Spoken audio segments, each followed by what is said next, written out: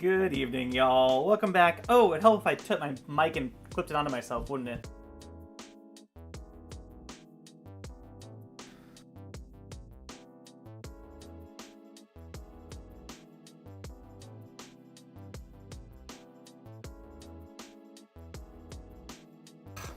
Strong start. Strong start right off the bat. Hi, Nate. Thank you.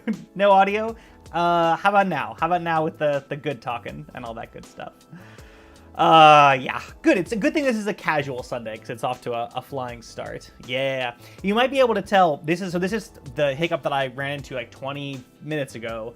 Is so a little look behind the scenes. I have a 2-monitor setup. One of which is normally like my confidence monitor where I can see myself and see OBS, and the other is where I do like slides and we do programming and stuff. And for some reason, OBS won't capture one of the 2 monitors tonight, so I have them swapped. So instead of having myself and the chat like basically right here in front of me where the camera is, it's all the way off to the side over here. So not only do I have this like weird phantom floating in my peripheral vision that I'm not used to, but chat is like way over in the distance over east out here.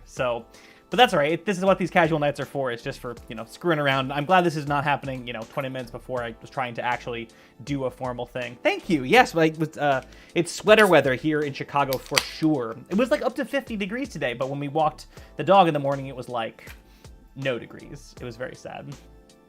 By that, I mean, it was like 35, which I guess for Chicago is not terribly cold. But yeah, we're just having a casual evening here. So casual that we're going pantsless. That's right, Pantsless Pale Ale, brought to you by Alarmist Brewing Company here in Chicago, Illinois. I've been thinking about that joke literally all day, and maybe. I'm going to workshop it some, maybe we'll do it again next week. It's a very good beer. It's just a standard pale ale, but it's very, very tasty.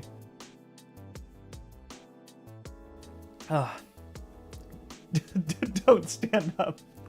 Yeah, tummy cam is like a really high risk activity tonight. I am actually wearing pants, or am I? We're gonna have a good time tonight, I think. So here's what I'm thinking we're gonna work on this evening. I'm so sorry. You're gonna see this side of my head, which is thankfully this is my good side, a lot this evening, just because like I say, the video preview is over there, and so I'm constantly used to just like checking my composition, but now it's not at all subtle. Anyway, sorry, you guys don't mind, it's a casual night. We're gonna work on tiny moving light stuff in a couple different ways tonight. So I spent this morning building 4 of these little guys. Aren't they turned out super good. I mean, clearly there's still a couple of issues. This wire wrap is fraying, obviously, as I thread stuff through it. So I need to figure out some way to either like clean up the end of that or capture the end of that maybe inside the body there. Also, I haven't really ever figured out how I want to capture like this top cover servo-y bit.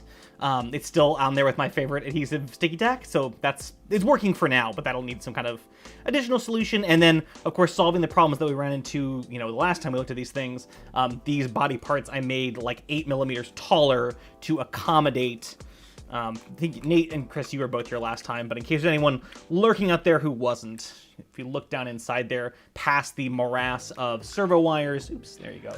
You can see down in the corner that little extra PCB, which is the power converter, and I had swapped that out to the version that it is currently in the previous revision, and I forgot to accommodate how tall it was, and so we were really cramming things in here. So by making this body just a little bit taller, it now all fits in pretty nicely. And as a treat to myself, I made myself a little cheat sheet for what order these things are supposed to be assembled in. We went through all kinds of shenanigans last time. Like, okay, let's put the LED in. Oh, but now I have to take it out to do this thing. Okay, now solder it in. Oh, but now it can't be soldered in until after it's threaded through the hole. I now have like instructions for myself. So that they go together so the first one took a little while as I was making those instructions, and now they go together pretty well. I will say also, it's really fascinating. You can tell, so I, for a long time, was printing parts on my home 3D printer, which is about a 4-year-old Maker Select V2. And now, with their permission, I'm printing most of my parts on the Prusa Mini that we have at work, in my workshop, which is awesome. And look at this guy. You can really see the difference in quality. I mean, I don't take great care of my printer, but it's decent. But let me zoom you in here. So this, you can even just see in the texture of these these two parts. So this half of the body was clearly printed on my home printer, and there's some rough texturing there. I'm gonna try and glint it off the light so you can see it a little bit. There's some like echoing and ridging through this body part here. It doesn't deal with overhangs the best, so like this prints in sort of with this down, so there's some scrubbly business there. And I had to print it with a brim because my bed adhesion is not great. So there's a little bit of extra flashing that's sort of left over here. And you compare that to this other side that I printed on the Mini, and it's just so smooth. It's just so smooth and tasty. Like you get a little, you can see, let me see if I can just get it in the light there. There's some little pips, which are the places where it changes layer. There's a little bit of oozing, like they're sort of spread out in different layers, but it's super smooth, it's super nice. It does overhangs really well. There's no brim, so like this bottom surface is super smooth and clean. Like I didn't do this deliberately, I was just sort of grabbing parts out of the bin, but this gives you a really good sense of the difference in quality between a 4-year-old, somewhat maintained printer and honestly a name brand Prusa Research printer. I know I think I plugged that printer a lot on stream. I wish they paid me to talk about it. It's just a great little printer. For $350, it's crazy how good quality it is and reliable. So anyway, that's kind of a fun thing. So what I thought we might do tonight is a couple of things. One is do a little bit of a continuation of the tests we were doing last time. Yeah, Nate, the Prusa Mini's only $349 plus shipping, I think. Depending on where you are, and that does not include the filament runout sensor, so you can get an additional sensor that the printer can sense when the filament is done and automatically pause and alert you to like, hey, put a new roll of filament in, which is an additional $30 or something. It's a little module that snaps in. But yeah, it's $350 plus shipping. When we ordered ours back in November, it didn't arrive till March because it was brand spanking new and super duper back ordered. I think now back ordering is like 6 to 8 weeks or something like that, which is really, it's not awful. It's easily the best printer for the money in the market these days. Yeah, Chris, you should. Here's what I would say: if you were looking to get a printer for under $500, I think you should get a Prusa Mini. I was just having a conversation with a coworker the other day. It was like, there are a bunch of like Prusa Mini clones on AliExpress and things now, because of course it's all open source, which is awesome. And he was like, why, should I just get one of these clones or not? And the trick with the clones, because they, in theory they come in about $100 cheaper, but for that $100, the kit comes not assembled. That kit of parts doesn't include any of the 3D printed parts, a good portion of the Prusa Mini. Here, I'll just pull up the picture of the Prusa Mini and show you what I'm thinking about. This is also going to be a little bit strange because, like, again, we're reversed, so I'm not used to having this nice display right in front of me here, but if I pull it up there, you should be able to see it, yeah. Prusa Mini. A lot of the parts on the Prusa Mini are 3D printed in PETG, so where's a good picture? This is a decent picture. Open image. Yeah, so, like, the end of the Y-axis here, the Z-axis carriage, this whole body construction down here, this faceplate here, all of that is 3D printed. So the AliExpress kits don't come with any of that. So you either have to purchase that somewhere else, an additional cost, or print it yourself on an existing printer. I don't think any of that is, I don't think it's worth saving $100 to put yourself through all that. And besides, some of the reviews that at least I have seen coming out from the internet have been like, quality control is not great on those, like missized hot ends, the wrong threads tapped into things, not great. So yeah, if you're looking for a relatively cheap printer, $350 this comes in 2 parts, right? It comes in a part that's the bed and sort of this upper assembly, and you put 4 bolts in to hold them together and make sure that they're sort of square, and then it just prints. It's awesome. Anyway, but what I was saying was, hey Dave, how are you? Good to see you. Good morning, good afternoon, good evening, whatever time zone that we happen to be in right now. What I thought we might do is pick up with a little bit of some of the testing we were doing last time, and see if we can establish a decent current limit, an advertisable current limit, let's say, for the miniature moving lights, at least as currently built. And while we're doing that, so I think that's going to be a matter of like setting these 4 sample units to run at a variety of currents and brightnesses and see how they behave over time and sort of assess them as they go. And because that might be a little bit of a lengthy process, like last time we kind of just jacked things up to, 100% brightness and let them smoke instantly. But I think this time we might do like, 10, 20, 40 and 60% or something like that and try and narrow down our problematic range. So while we do that, I think, we'll sort of let them run off to the side for a little bit. And while we do, we can also be looking at new connector options, because that was the thing that came up the other time. Let's see, Nate says, current limit is when the solder melts off. Yes, the current limit, yes. So this, I don't know if advertisable is the right method, but like, something I could say like, hey, you're pretty safe if you do X. Right now, I know you're pretty unsafe if you put an amp through that LED. I'd like to be able to say sort of the other end of that spectrum is you're definitely, you're much safer if you put X through the X number of amps through that LED star there. So I thought we might look at connector options while these are running their test. And we can sort of go through, and honestly, it's good to see some familiar faces here. I know folks who were throwing out ideas last time for what this connector might be. We might look a little bit deeper into what those connectors might be, and if we find a decent one, or at least some decent options, then we can do some PCB revisions to sort of lay those parts in. I thought it might be kind of fun to do like a, in looking through how you would add a part to a project, what is the process of like, exploring what the possible parts might be, sourcing them, integrate them into the PCB and the bill of materials, and then going on to the order page, like, okay, double checking that everything is actually purchasable for order. And whether we actually order something tonight, I don't know. I guess it depends how far we get and how confident I am in my, casual evenings troubleshooting. But it might be kind of a fun thing to do. But first things first, it's going to take us just a little bit of time to get these puppies wired up. So they all currently have the Demilight software on them, but they're all currently addressed the same. So one thing we'll need to do is flash different addresses to them. I should also say I have not done a burnout test of them yet, other than to upload the code. So I know the control boards work, but I'm not 100% confident that all of the LEDs and servos will, but I think we can do a quick fix on that if anything is not. Yeah? So let's see here. Let's deal with the addressing issue first. So it's a little bit awkward here as well. I have an external keyboard here because of the weird placement of monitors and such. So I'm going to kind of be working around that all evening. I'm just going to tip myself up a little bit here to bring the work a little bit closer to me and make it a little less awkward. That's all right. So you may recall from last time. Yeah, this is the red edition of the Electronics Bash streams, as it were. Since I have to get up at about 5:15 for work nowadays, I don't know that I will be doing a lot of like late night editions, but maybe it's late night where you are. So let's see here. So I've got my ISP programmer, and I've got to get it down into that little 6-pin header down in there to get it programmed,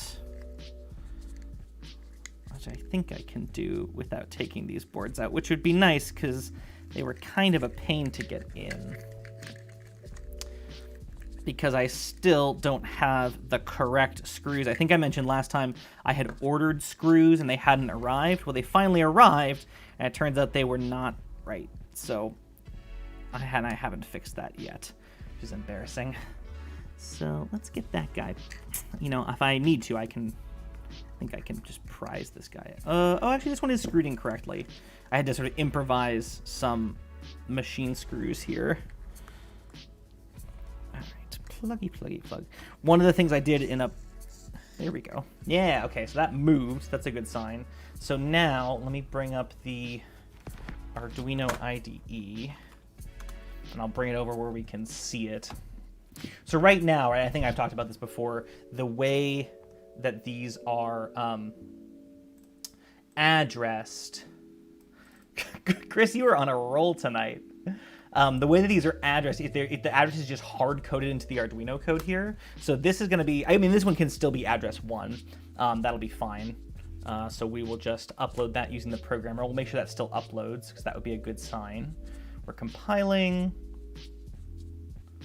Let's see how this goes. I may need to restart the programmer. Oops, yeah, error, USB tiny, yeah. So that often happens because the programmer like times out weirdly. The programmer, this USB tiny programmer is like 100,000 years old. Oh, it also thinks it's a Mega. I don't know why it thinks it's a Mega. It should be an Arduino Uno clone. Compiling.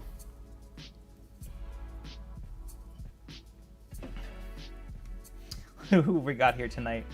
214 here, watching this in bed. Oh man, Worston boy, you're in Belgium. Have I got that right?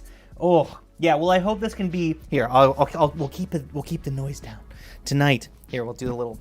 Tonight we are working on the miniature moving light project, and we will be making some tiny moving lights. Hopefully, not blow up.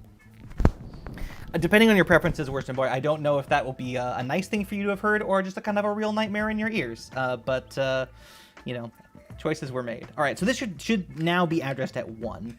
I should probably label these, huh, so I can keep track of them. I like this project a lot. Thank you. Yeah, it's fun. It's fun to have a. I'll be totally honest. I had a really giddy moment earlier today. This is the first batch of.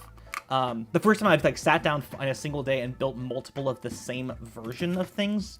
And tonight actually will be the first time that I run them all together. Previously, oh, you're looking at the code still. I can look at the table while I do this. I've done things where I built like multiple iterations of sort of different drafts of this light on the same day and run them together. But I think having these 4 look sort of similar and sort of move in sync will be really a lot of fun for us to. Certainly for me. I don't know about y'all, but I'm gonna be delighted. I have some tiny truss here that we can try hanging it on when we do our tests. 4 times the smoke. There is that danger, yes. And you know, that's part of the learning process, as they say. They being me, who says that smoke is part of the learning process. Here, I'll get this plugged in. So I think this is fine. Not fine. Is it awkward? Oh, there we go. All right, so that one. So now what I'm gonna do, I'm just gonna come over here and address this. Honestly, no, let's address. I was gonna say we could do like 1, 11, 21, 31, but I think let's do like 1, 4, 7, 10, just to make. Oops. Let's see. I'm recalibrating how my brain works with all of this, with my 2 monitors being swapped tonight. It's blowing my brain a little bit apart after having developed a little bit of a rhythm over time. But what I'm going to do is just put a little bit of, focus on that, classic, just white gaff on the light, telling us what the address is. So this will be address 4, so let's upload this for sure. Oh, good, we didn't even have to restart the ISP this time, which is nice. 3D Print, a little installation tool for your programming cable. Ooh, that's a cool idea. So one thing I sort of intend to do when you know, the list of things I intend to do could go on and on, I suppose. But I was just playing with for a little while and had some success with, and I think I will just purchase the commercial equivalent of, is working with pogo pins, which I might actually put the label on this. I think I still have in my, this might be for the Demilight project bin here. Here, hang on one sec. Let's see, this is my assembly components bin. No, this is my future experiments bin. Are you in here? I have tiny servo motors of all varieties. I have, yeah, there we go. So just for those who may not have seen these before, pogo pins, they're meant for like exactly this kind of programming application. And what it is, if I can get the freaking bag out, is a little tiny pin, and they come in a variety of sizes and ends and tips. But if I zoom you way in here, you'll see it's this little guy. Focus there. Yeah. So this end, the sort of boring end, goes into a 0.1 inch header, much like a header pin would. And this end is meant to push into a little hole where a 0.1 inch header would be, and you can see it's spring loaded. So the idea would be, here I'll pull, this is actually, you might recognize this PCB from last time with its sort of aggressive lean. The idea is that rather than putting the 6-pin header on the programming position here, you'd make or purchase a little adapter with these pogo pins on it, and then you would basically press them down, if you can see like that, into that hole, and you can apply a little bit of pressure on your programming adapter, then that makes sure that you get like a really firm positive contact. So I'd basically make a little daughter PCB with these 6 pins on it and the appropriate connections to plug this cable into, and then I would just reach down in with the pogo connectors, press it in, hit program, and when it was done, it could just pop right out. And that would just save, honestly, just putting that 6-pin connector onto all of the PCBs and be a little bit faster. And like you say, Nate, that would be a good thing to have, now that these are deeper, to have some kind of tool that would make it really easy to insert that, that tool down into the board to get it programmed. The first batch of, God, I have so many bins. The first batch of pogo pins that I purchased, I was trying to get really, really small with. So rather than being sized for 0.1 inch standard header, they were sized for 0.05 inch header. And they were so tiny and such a pain to work with that I never really got that idea working. And after that, I ordered the 0.1 inch headers and haven't gotten any further on that part of the project yet. And I found that there is a seller on Tindy who basically makes exactly that product for like $8, so I might just end up buying it. But now I have a bag of 50 pogo pins to play with, which is fun. You may, for all you good nerds out there, I'm sure you share this joy. Like when I'm like, oh, I could try and do this thing with pogo pins. Part of the joy of like ordering, of like going down these little technical rabbit holes, even if they don't pan out, part of the joy for me is, getting to learn about the hardware and the new things, and to know that I now have that in my tool bag, even if I don't use it on this project. I'll just flash an address of 7 to this guy real quick. Should make a little label for that. Oops. Error occurred. Pourquoi?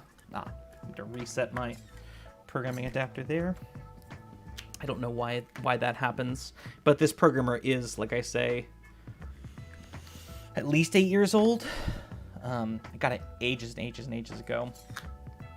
All right, so that's programmed. Pull that out. That's going to be address 7.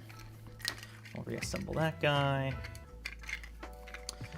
So like, even if I don't end up, making my own pogo pin adapters for this particular project, it's cool to know that I have a bag of them that I can like throw at problems when they turn up, and that's a lot of fun to have.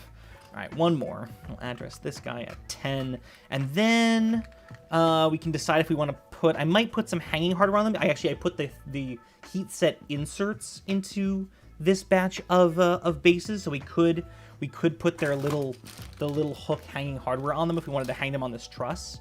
I don't know if there'll be a way to do that won't leave them kind of invisible to what's going on camera, but that might be kind of fun to have them all strung up together. I think also, having these 4 plugged in next to each other and trying to keep them plugged in will probably be a little bit challenging, given that those connectors do love to slip out, as we discovered last time, which will be good motivation for the other half of tonight's project, which will be to figure out the better mating mounting connector for them. All right, so this will be address 10. I will make a label for that off camera here. This is the first time in probably almost exactly a year that I've addressed a moving light, and it's given me real strong nostalgia vibes in a huge way. All right, so those are addressed. I'm gonna move my programmer out of the way. Let's see, where could we? I think I can set these up just here, actually, because I have my keyboard and mouse are just sort of below the camera here,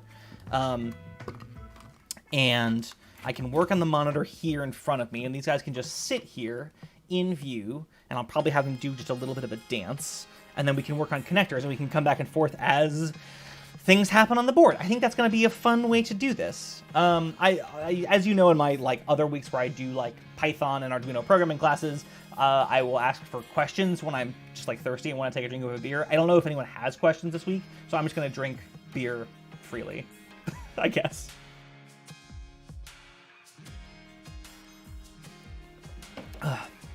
This is such a good, the Pantsless Ale, so very tasty. Okay, so what am I going to, should probably leave it there. I'm going to need my various bits of supplies. Let's see, so I need this tool, which we've seen before. That's just a 2 flavors of XLR connector to this 4-pin form factor that we're currently working with adapter. Put that here. Maybe we zoom ourselves out a little bit, get a real sense of the chaos. My desk has just, I have like 6 projects going at once, and it's just devolved over the past, I don't know how long, a certain amount of time. I feel like I cleaned it like 2 weeks ago, and it's already chaos, but that's just what it is. Here, I need to leave you on. I'm gonna take you off a tummy cam for a second here because I need to grab the appropriate USB cable for this guy. Hang on. Let's see, away, but I can leave the mic on so you can still hear my dulcet tones as we whisper Worston to sleep. As he drifts off to slumberland, he can continue to listen to the soothing white noise that is my voice. Let's see, what was I doing? Oh yes, USB cable. That would be in the USB bin just above the workbench here. Somehow in my life I've ended up with almost 24 USB-A cables, but mini USB cables are still very precious in my collection. Here's one. It's about 6 inches long. Here's another, which is much more reasonable. We'll do that. Almost asleep? Fair enough.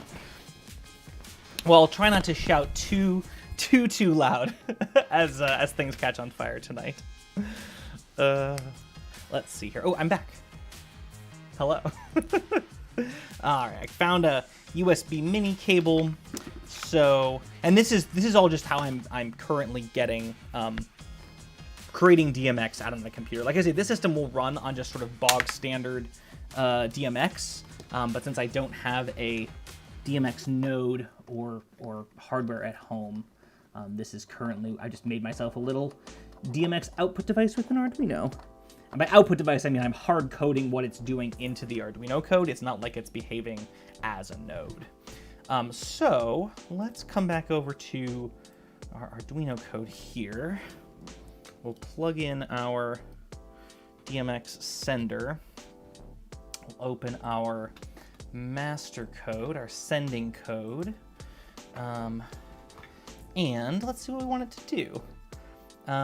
Let's see. Let's just have it. Well, so you can't see the labels here, but I have these arranged as unit 1, 2, 3, 4, from stage left to stage right. Let's say no, from stage right to stage left, as is typical for moi.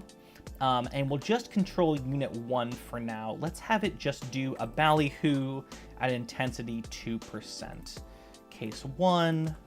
Yes, this seems fine. Okay, so let's get this doodad wired up. I'm going to need one of these. So the whole reason, so this is sort of like blending the two themes of tonight of, you know, cables and connectors and burnout things. Part of the reason that I selected this cable type to be the thing I sort of standardized on was because it's ubiquitous and cheap, right? Like these are meant to be cables for RGB LEDs, and that means that they're everywhere, they're widely available, they're stupid cheap, and that hit all of the things I was looking for.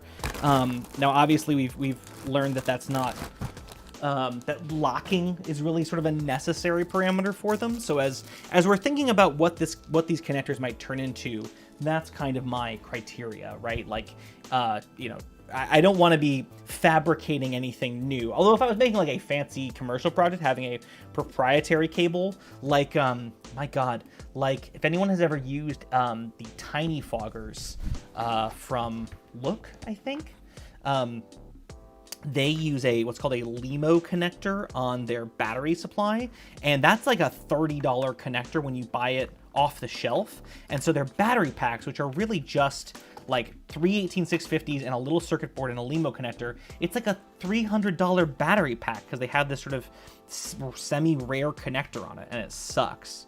So if I was trying to make a profit off of these things, maybe I would go with something proprietary, but because I'm not, I just want to have a bunch of them for cheap. Proprietary cable, are you Apple? Oh man, if I was Apple, God, there'd be a lot of things would be different if I was Apple. Let's just say that. But no, I'm more interested in these being like available for people to do interesting things with. And one of the nice things about having, like, you know, where's my scratch PCB that we were playing with earlier? Oh, the chaos. Here we go.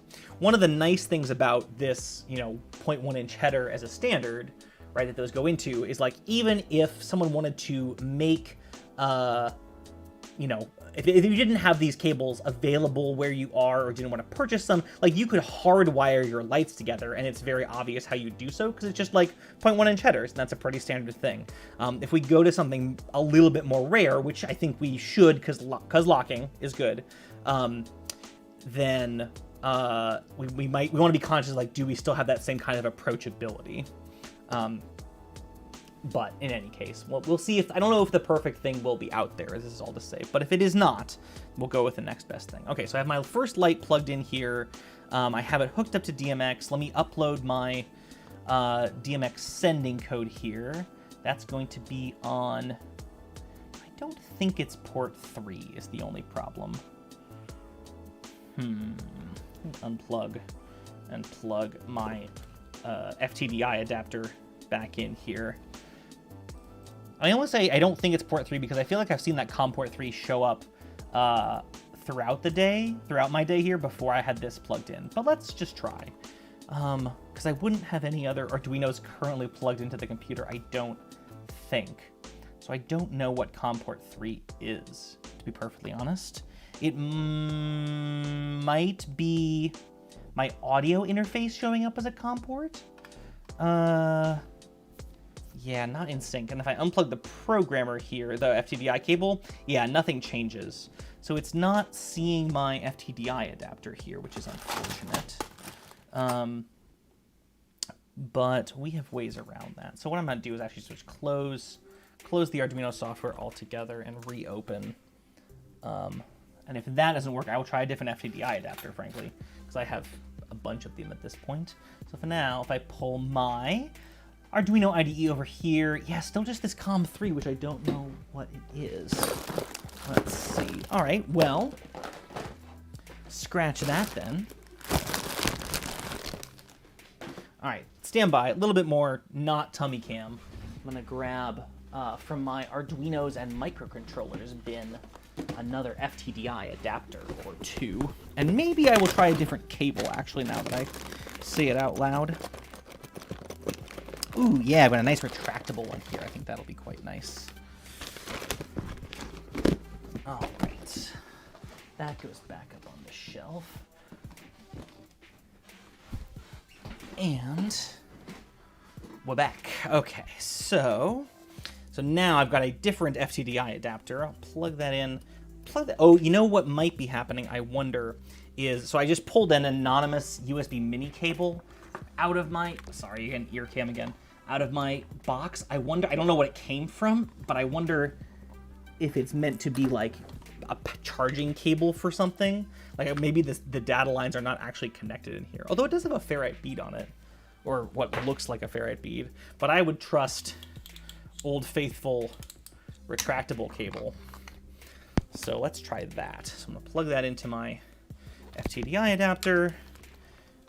I guess I'm changing several variables at once here, but I really would just like to get this going because this would be a real early step to get hung up on.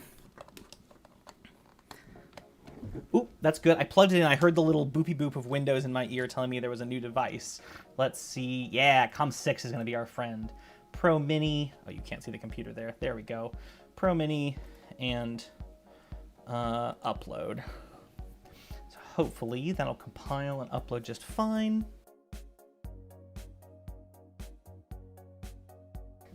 You know what it is? I have forgotten that I need to switch on my little DMX sender here. Back to the table.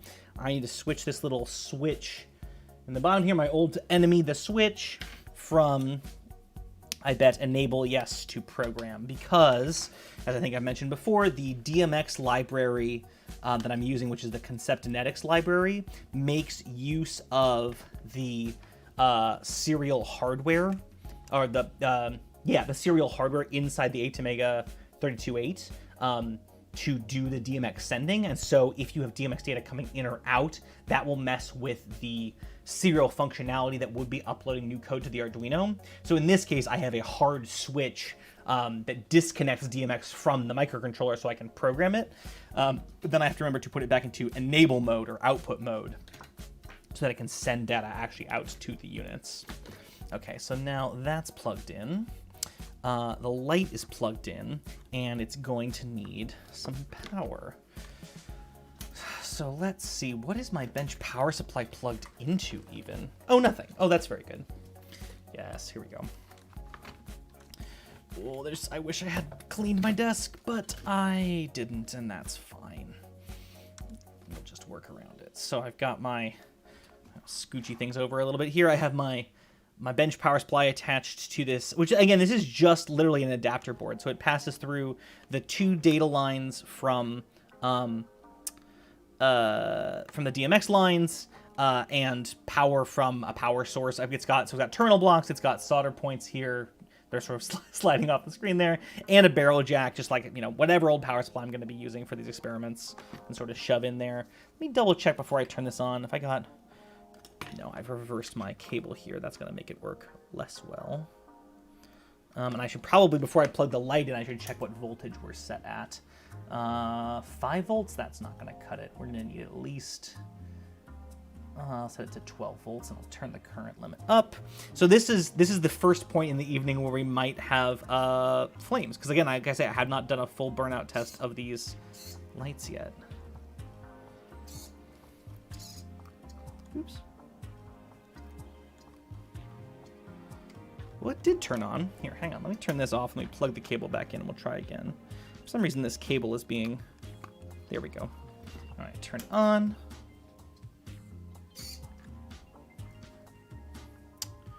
So it did turn on. The light did turn on for a second there. But now, nothing. Now nothing. Interesting. So this home position, this straight up home, is what it does when it has no signal by default. So I don't think it's getting DMX. I did re-enable this, yes. That's going in here. DMX is going in there. DMX is going in there. Interesting. So no DMX input here. That's a shame. Sending the correct address? That's a great question. So this nominally is address 1. And I believe this should be just outputting to address 1. Oh, this is my slave code. I'm so sorry. Let me get to the control code. Master. Open this up. Yes. Intensity, pan, tilt. 1, 2, 3. That's what it should be. Let me just power cycle this puppy. It should move and move. Yeah, it's behaving like it's not getting DMX. So maybe I'll re-upload this master code and just make sure it took. So we can just upload that. Yes. Very good. So that'll upload there. And then we will come back and... Ah. Interesting. Interesting. So it's pointing at me and it's glowing, which is not what I thought it would do. So we're in case 1 here. Oh, we just have to pan 90, tilt 90. We're not ballyhooing at all. Ah, well that is might be why it's doing a bad ballyhoo. Let's re-enable this. So what was happening here is in this code, I apparently had changed my ballyhoo code to point straight up and glow code. So I commented that back out and I put this back in, which is basically the pointing straight up but doing a ballyhoo. So I will upload that again to my DMX sending device. And then when I re-enable that, hopefully, yeah, there we go. Okay, good. Whew, excellent. So now, this is running at 2 units out of 255 of brightness. So not particularly bright at all, but that's okay. Well, good. Well, that's very exciting.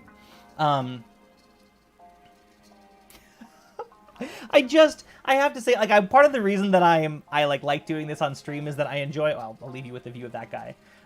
Is like it's fun to share my joy in these moments with somebody, and like it still makes me feel very happy when these things work, and when we solve problems like that. So this is gonna be fun. And now we're about to have 4 of them, all doing something cool. So let me show you what the code's gonna look like for that, and we'll get these all dancing around. And I think that will feel very, very cool. So I think the most versatile way to do this is, let's see, is actually to do a little redefine of my master code here. Let's resave this. We'll call this DMX master multi-test. And so I'm going to basically redefine my intensity pan and tilt parameters. Are these getting lenses sometimes? So they are. I think I have shared this before, but I'll show you these adorable lenses from a company called Carclo. They make a wide variety of them, and they look like this. There you go. So you can see it's sort of one sort of monolithic lens with sort of 3 sub lenses for each of the individual emitters on the LED stars there. And they just snapped down. I don't know how well you can see down inside there. If I get this up a little closer. Yeah. So there's 3 sort of mounting holes on the LED itself that this just basically is a snap fit into. And they make them in like a narrow, a medium, and a flood. So yeah, so they will be getting lensed up. I think for the sake of tonight's heat test, I might leave the lenses out. But it might be good later on to say to see what the effect of having the lenses in effect, sort of the heat buildup in them. They also, I should say, so I'm using the 3-up LED stars from LED Supply. They also make what's called a 1-up star, which is very much the same idea, just with 1 emitter instead of 3. And they also make a line of lenses very similar for that. Those are sort of a single lens. Actually, I might probably have one handy here. I can just show you. Let's see. But of course, which bin is it in? Oh, if I can't find it, I'll just punt. But I thought I had them handy. It's sort of a very similar plastic lens with a plastic holder around the outside that provides those 3 mounting pegs, just sort of down into the board. So yes, I guess is the short answer made long, is we'll lens these up to get them to a consistent beam width. So back in our Arduino code here, because again, all this is just being written in the Arduino IDE because we're running on an ATmega32.8, and it's basically just an Arduino clone running on the board. So I'm going to say that these now, instead of being DMX addresses, are going to be offsets from base DMX addresses. And I will say const int num lights equals 4. Const int addresses equals 14710. Let me just try and compile that. So part of the challenges,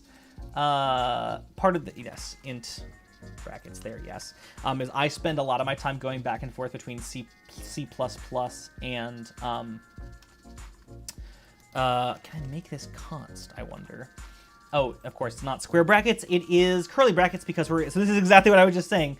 I spend a lot of time going back and forth between C++ and Python, and the syntax is quite different, as is the concept. So when I start writing, now I'm switching to C++ for the first time today, and my brain is like trying to dredge all that information out of memory. But we'll hopefully fall back into, let's see if I can make this const now. We'll fall back into that nice juicy C++ rhythm soon enough. Yes, okay. So now I have my lights and my addresses, and I will let's make a const int intensities equals, let's see, what should our spread of intensities be for testing? Let's say 10, let's do 10, 20, 30, 40 as a place to start. And I think 40 will still be fine. But in case it's not, it might be good to start low. And if this spread of intensities doesn't burn anything out in the first X minutes, then we'll increase our range and we'll keep trying again. So now in my code here, let's say in my ballyhoo, get rid of this sort of static code here. What I will say is for int I equals 0, I is less than numlights, I++. I'll make a little for loop, and I will loop over all of my lights, and I will set the, let's see, the DMX address will be addresses I, so the ith address plus this value of the intensity parameters. The intensity parameter will be at the address of the light, the pan parameter will be at the next address, and the tilt address will be the one after that. So we'll say addresses I plus intensity. Really, this wants to be intensity offset. Might be a more descriptive name. Intensity offset, pan offset, and tilt offset, just so it's a little more clear what that number is. And then for each light, we're going to set the value of it to a specific intensity we're set for that light. So that's going to be 10 for the first light, then 20, then 30, then 40 in our current system. And then I guess, let's see. For now, let's start with just having them all ballyhoo in unison. And not make their pan and tilt values different per light. This would be like, if in EOS speak, right, this would be grouping 1 on my effect, as opposed to like grouping spread. I think that'll be easier to write and faster, and we'll get that going, and then maybe we want to spread them later just because it'll look cool. So in that case, this will be addresses I plus pan offset, and our ballyhoo value, and addresses I plus tilt offset, and our tilt value. Okay, so this is, at least in our ballyhoo case here, should ballyhoo all 4 lights at different intensities. Of course, that's assuming that I actually plug them in. So I'm going to turn power off. I'm going to turn this to my program, and I'm just going to upload my code real quick before I forget, because that feels like a thing. Oops, intensity was not defined. Oh, yes, intensity.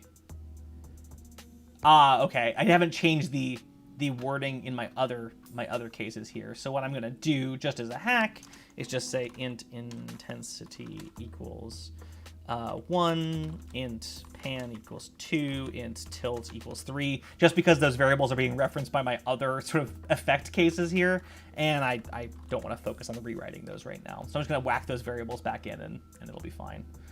So that'll upload. Great. My power supply is off, so this won't do anything, but I'll set this back to output mode. And now let's get these other 3 lights plugged in. Do just a little bit of cable management here. Get my mouse and keyboard wiring a little bit tucked away. And we'll get these guys plugged in. So these each take, so that one already has one. Wait, let's do this nicely. So that one already has a dot. So this is a 4-way splitter, and again, these are just intended for, dumb old RGB LED tape, and I'm kind of bastardizing them for this purpose. But electrically, they work great for it. As we've seen, mechanically, they don't work super great. But okay, we'll plug in unit 4. Unit 4. It's cool to have enough of these little guys to care about, like, unit numbers. Like, that's making me very happy. Let's see. And 2, and 1. Sorry if the view is a little bit strange there. Just trying to get those all plugged in. So yeah, it's kind of sitting in a little line there, and we'll plug this guy back in. Arduino is sending, so if all goes well, when I turn the power supply back on, these should all start to ballyhoo in unison at different intensities. Oh, yeah! Alright, we're most of the way there. This guy is having some issues. Those could be physical or electrical. Probably, I mean, by physical and electrical, I guess in this case are the same thing. But that's pretty cool, huh? I do like that. Yeah, that's a great time. Well, so here's what I'm thinking. One, I think I do want to have these do sort of a spread effect ballyhoo, because I think that'll be extra delightful. And I want to take, like, 2 minutes to see if we can troubleshoot the lights on this guy, and if we can't, we'll just do testing with a range of 3 instead of 4, and that'll just be what it is for tonight. So let's go ahead and implement that spread ballyhoo first. So what that'll mean is that rather than this pan and tilt value being the same for every light, they want to be sort of spread across the range of oscillation for each of the 4 lights. So let's see. So 90 plus, and so this is our initial value, this is sort of our center value, and this is our sine wave. So we want to affect the time portion of it, essentially. So this is going to be current time plus, and what is our period is our variable? Yeah, okay. So period, let's see, current time plus period divided by num lights. I guess period divided by num lights times I. And then I think I'm probably missing a parenthesis here. Yes, right there. Yes. And then, oh, maybe not. Maybe not. Well, here, let's track this out again. This is the whole function. This is that value. This is that. This is that. So this is redundant. Oh, no, it's not, because it wants to. Well, we'll see. We'll see if I've goofed it.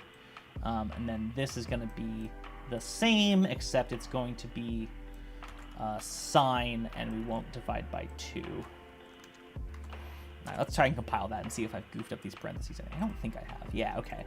So what this should do is basically space out that ballyhoo over sort of the full 360 degrees of the effect running.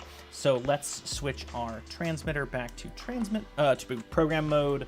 We'll upload the new control code. Very good. We will switch that back to output mode, back to the table, and power up. Yeah, there we go. Now we're partying. So you can sort of see, rather than moving in sync now they're moving sort of independently from each other. Not independently, but like sort of at different points in the cycle. I gotta say, this is not really a ballyhoo. They're circling, which is interesting. Because they should be ballyhooing. Which tells me I think that my parentheses are wrong. Yeah, something is not right here. So let me turn those guys off for a sec. Actually, you know what I could do? So I think if I just turn the voltage down, yeah. So we'll just save a little. Actually, you know, our whole point of design is to do kind of a burn-in test. Let's leave those running. So this is our 40% guy over here, all the way on screen right. So let's see. I want this divide by 2 to apply to this whole expression here. So this divided by 2, and then this is inside the cosine? No, it's not. Okay, so really we should have a parenthesis there. Oh, I'm burying that underneath the display there, but basically I moved this divide by 2 was currently dividing this whole expression, and I wanted to divide this expression that relates to current time. because that's what's going to basically make our cosine wave that's doing our pan function twice as fast as the sine wave, which is controlling our tilt, and that's what's going to create a figure 8 shape. Look like baby aliens screaming for mom to come feed them. Yeah, they've got a little bit like I have like my little children here in front of me, begging for voltage. Papa, give us volts, Papa. There we go. So now they're, oh, you can't see them. Now they're doing a figure 8, a slower figure 8. I sort of slowed them down a little bit here. And so they sort of swoop up and then down the outside and then back up the middle. Oh, that's so satisfying. That's so good. What's also giving me great joy is like, you know, this works. I have a documented process now, which I didn't for a while. Thank you for all the suggestions. And I have a whole box of parts. Like I have enough parts in theory to make 10 of these guys just as what I have here. And like starting to sort of see the tiny light show coming together on the table is cool. Let us do a little tiny bit of troubleshooting on unit number 3 here, just for interest's sake. Because I think it's probably only one of a couple things, and if we can't get it to work, like I say, we'll just punt and go to 3 lights in the test, but it'd be nice to have that working. And then we'll take a jump over and look at connectors and PCB stuff. I think that'll be fun. So I'm going to turn these guys off for now, and what I think I will do is, my guess is I've just reversed positive and negative on between the LEDs and my control board in here. So I'm going to unplug that guy. And this is going to be because of how awkward this is. So one nice thing about this setup, right, is I have this sort of aesthetic cover. So the whole left side of the body here doesn't do anything. Let's see. No gel frames on these and no safety cable. Yeah, I don't know that I would necessarily. So I do still have to get back to Beyonce about whether these are going to be ready for her next tour or not. I wouldn't say that these are necessarily rated for anything, frankly. But you're right, I have no gel frames on them. I think I've talked about, I do want to do at some point an RGB version of these. But that would sort of require a larger rework of the control board. Rated for fun, yes. So let's see. So this is going to be a little bit hard for me to show y'all when I actually do the probing, but let me just show you. The LED stars have a little positive and negative pad there that are labeled. And similarly, I've got my pads on the PCB down here labeled. So I'm just going to check continuity from positive to positive and negative to negative and see if maybe I just got them backwards, which I think is not improbable. Oh, that's positive, all right. Okay. How about negative? Oh, negative is good. All right. Well, that's interesting. That would have been my guess. So what else could have gone wrong? Well, okay. Here, I'll show you what I'm looking at here as we look at it live. So this is the control board that we're using, right? This is the Demilight V0.9.1 control board. Beyonce is the alien feeder. Well, she is the queen. So that would make some sense, maybe. So I'm looking at these. So this chip right here is the AL8860. That's our LED driver chip. And these, sorry, I'm having to look at the preview off to the left here. These two are two of the feedback LEDs that are part of the circuit that allows that to control the LEDs. And I'm just seeing, so these are the resistors that I had to replace as part of my screwed up PCB experience. And I'm just wondering if I maybe damaged them or didn't solder them in right. That doesn't look great. Here, look at where my thing is pointing. That white dot on there should not be there. It's like chipped. So I'm going to replace that resistor and see if that does the business. And if it doesn't, there won't be that much that we can service. So I think that'll probably be the only thing we can try. But I think it's worth a try. Since I'm a service depot of one, it's good to to practice repairing these things, I think. All right, so I'm just gonna get my Heiko 888D soldering iron prepped off the side here. I'm gonna put on my very sharp conical tip for getting into those little 0603 LEDs. So I'm going to use this little guy to really get down in there. Is it the burnt out one from last time? No, Chris, these are all assembled fresh. Good question, though. I'm actually not 100% sure where that circuit board is. It must still be in a light somewhere. Oh, I'll bet it's in here. Yes, so this was the light we built last time. And you can see, if we compare them, that, I mean, it's not much, but that little bit of additional height in the base in this new version here made all the difference for squeezing that power supply in there. Nate, thank you. I will put on my safety glasses. I'm not going to turn on my smoke sucker because it's very loud and kind of awful to listen to on stream. But for a couple of solder joints, I'm going to choose to forgive myself, and I will ask my lungs to do the same. Now, let's see. I'm gonna need my tweezers as well, which I just had out, but I might just pull another pair. Tweezers. I didn't put them back, did I? That would be silly. Yeah, so I had this nice tweezer set that has a bunch of these very fine needlepoint tweezers here.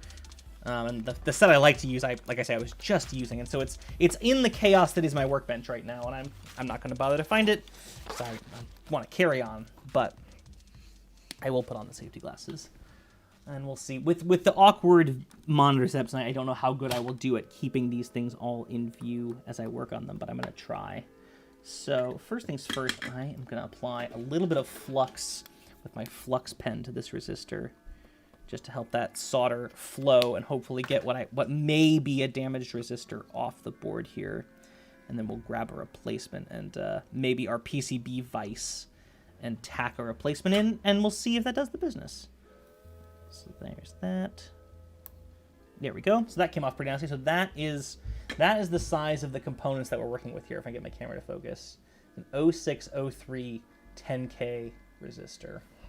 So, and like I say, I think, like, if we can get this to focus again, there's just like a big chip out of it here, and I don't know why. But it's strange. So that's suspicious. I think enough to merit trying to replace. I'm gonna get out. Oops, sorry if you're getting bashed about in the microphone department there. Get out my roll of 0603 10K resistors that I bought specifically for this purpose. All right. And now I'm going to tack that in. I'm actually going to switch solders here. I have two rolls of solder that I keep handy of two different thicknesses. They're both from Kester. This is a 31 mil 6040, and this is a 15 mil 6337. This is the stuff I'm going to use tonight for SMD work. They do go down to like 10 mil, but this stuff is already fine enough that it's fine enough for 0603 parts, I think. I hope so. I've used, I don't know, maybe a couple hundred of those resistors, which is more than I thought I would go through in a lot of my, making and nerdery. So someday I may need to reorder. I did hear a story from a friend once who worked at a silicon wafer fab facility as a design engineer. So he would do if they needed a circuit board to control some part of the energy in these high energy silicon etch machines, he would sort of build the first one, design the first one, and then they would send them out and make however many dozens or hundreds for their high-end machines that they needed. What did I just do with that roll of resistors? I'm losing my mind. Oh, I put it right back in the box. How very silly. So I do have a resistor just here. But anyway, the whole point of that story was, so they would, his time was very expensive. He was treated very nicely. And so they would basically stock him up with whatever parts he thought he might need to get these circuit boards working, because his time was money, and of course having these boards in development sooner was money. And so they would buy, as you can get from suppliers or from Amazon or from whoever, a book that is sort of a sample book of maybe 50 of every E24 value of resistors in 0603, right? So you have, 50 1 ohm resistors and 50 1.2 ohm resistors and 50 1.4 ohm resistors and so on and so up to 10K or and way above, maybe up to 1 mega ohm or something. So they'd buy these booklets and he's like, okay, so I need watch the list later. Awesome. Have a good night, Worston boys. Sleep well over there in Belgium. Yeah, treat yourself well. We'll see you next time. We'll see how much smoke there is. The whole point of this story, which I've now made very long, is that their time was so valuable that when they would run out of just one of the resistor types, like let's say they ran out of 10K resistors, they would order a whole new booklet. Like, it wasn't worth it to order just some more 10K resistors and restuff the book. The time literally wasn't worth it. They just purchased a whole new book. Wild. Alrighty here. So where were we? So that board is now touched up. So I think what I'm going to do is just, before I put the light back together, I'm just going to plug, zoom you out a little bit here. I'm just going to plug this board back in and see when I do if it does the business. This is our sort of nude light over here. Oh, except I see, yes.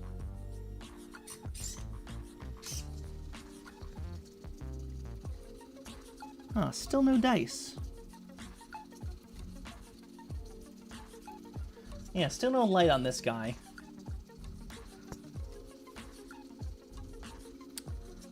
Huh. So, I mean, certainly there are lots more troubleshooting steps we can take, but not really what I want to focus on tonight. So we'll probably do our intensity test with just the 3 that are lighting up. And maybe I should probably go back and, like, finish troubleshooting this one out later, because maybe it's an interesting issue. But for now, I'm just going to reassemble it and stick it off to the side. Maybe we can use it as a comparison. If the other 3 lights blow up, we'll know what... measure voltage at LED, says Chris. So the trick is they're not constant voltage drivers. They actually the AL8860 and the AL8861 work by putting the LEDs in the feedback path of a buck converter formed by the AL8860 and that big surface mount inductor down there. So it would be a somewhat complex waveform. If that makes any sense. It's not just a sort of a DC voltage across the LEDs. So I could put the scope on it and try and figure out what was going on. But again, it's just, we can get all the data we need with 3 lights, I think. And if I smoke all 3, maybe we'll need to revive a 4th. But for now, I feel like this will be a more fun use of our time. Plug that guy in. We'll leave it in here, just so we get the nice multiple ballyhoo effect, but we'll just do our testing with these 3 lights. Maybe I'll move it around so that it's sort of out of order there. And here's what I'll do. I'll come back to our Arduino code, where I've put in a lot of spaces leaning on the keyboard at some point. We'll make this a 2-second fade again, and I'm just gonna move that address to sort of the end of our address list. So we'll 4, 10, 7, we'll leave it at 0 intensity, and this will help me remember. So now, looking at the table, they're going to be units 1, 2, 3, and this is our dead guy over here. So let's do these 10, 20. Let's get ourselves up to 50% intensity to start with. So 10, 30, and 50, just to have ourselves running around. So we'll switch our DMX back to program mode. We'll upload. The way, by the way, that I'm getting around needing to have a is the control at 0 intensity. I could have an off by 1 error for sure, Chris. So 9 intensities I, but no, these were at 10, 20, 30, 40, and the addressing was working, so I don't think I'm having an issue there. All right, I guess I can take these very, very sexy safety glasses off now. Actually, I really like these. They're frameless safety glasses. There's not a sort of a weird shadow around my eyes when I look at things, and I find that useful for this kind of work.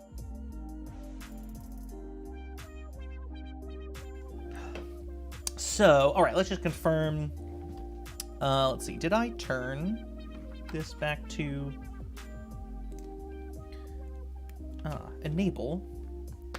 I have, so this is going to bleed in really nicely to what we're going to talk about next. I was like, why aren't the lights moving? The connector had fallen out of the adapter board. All right, and that's the problem we're going to try to address tonight.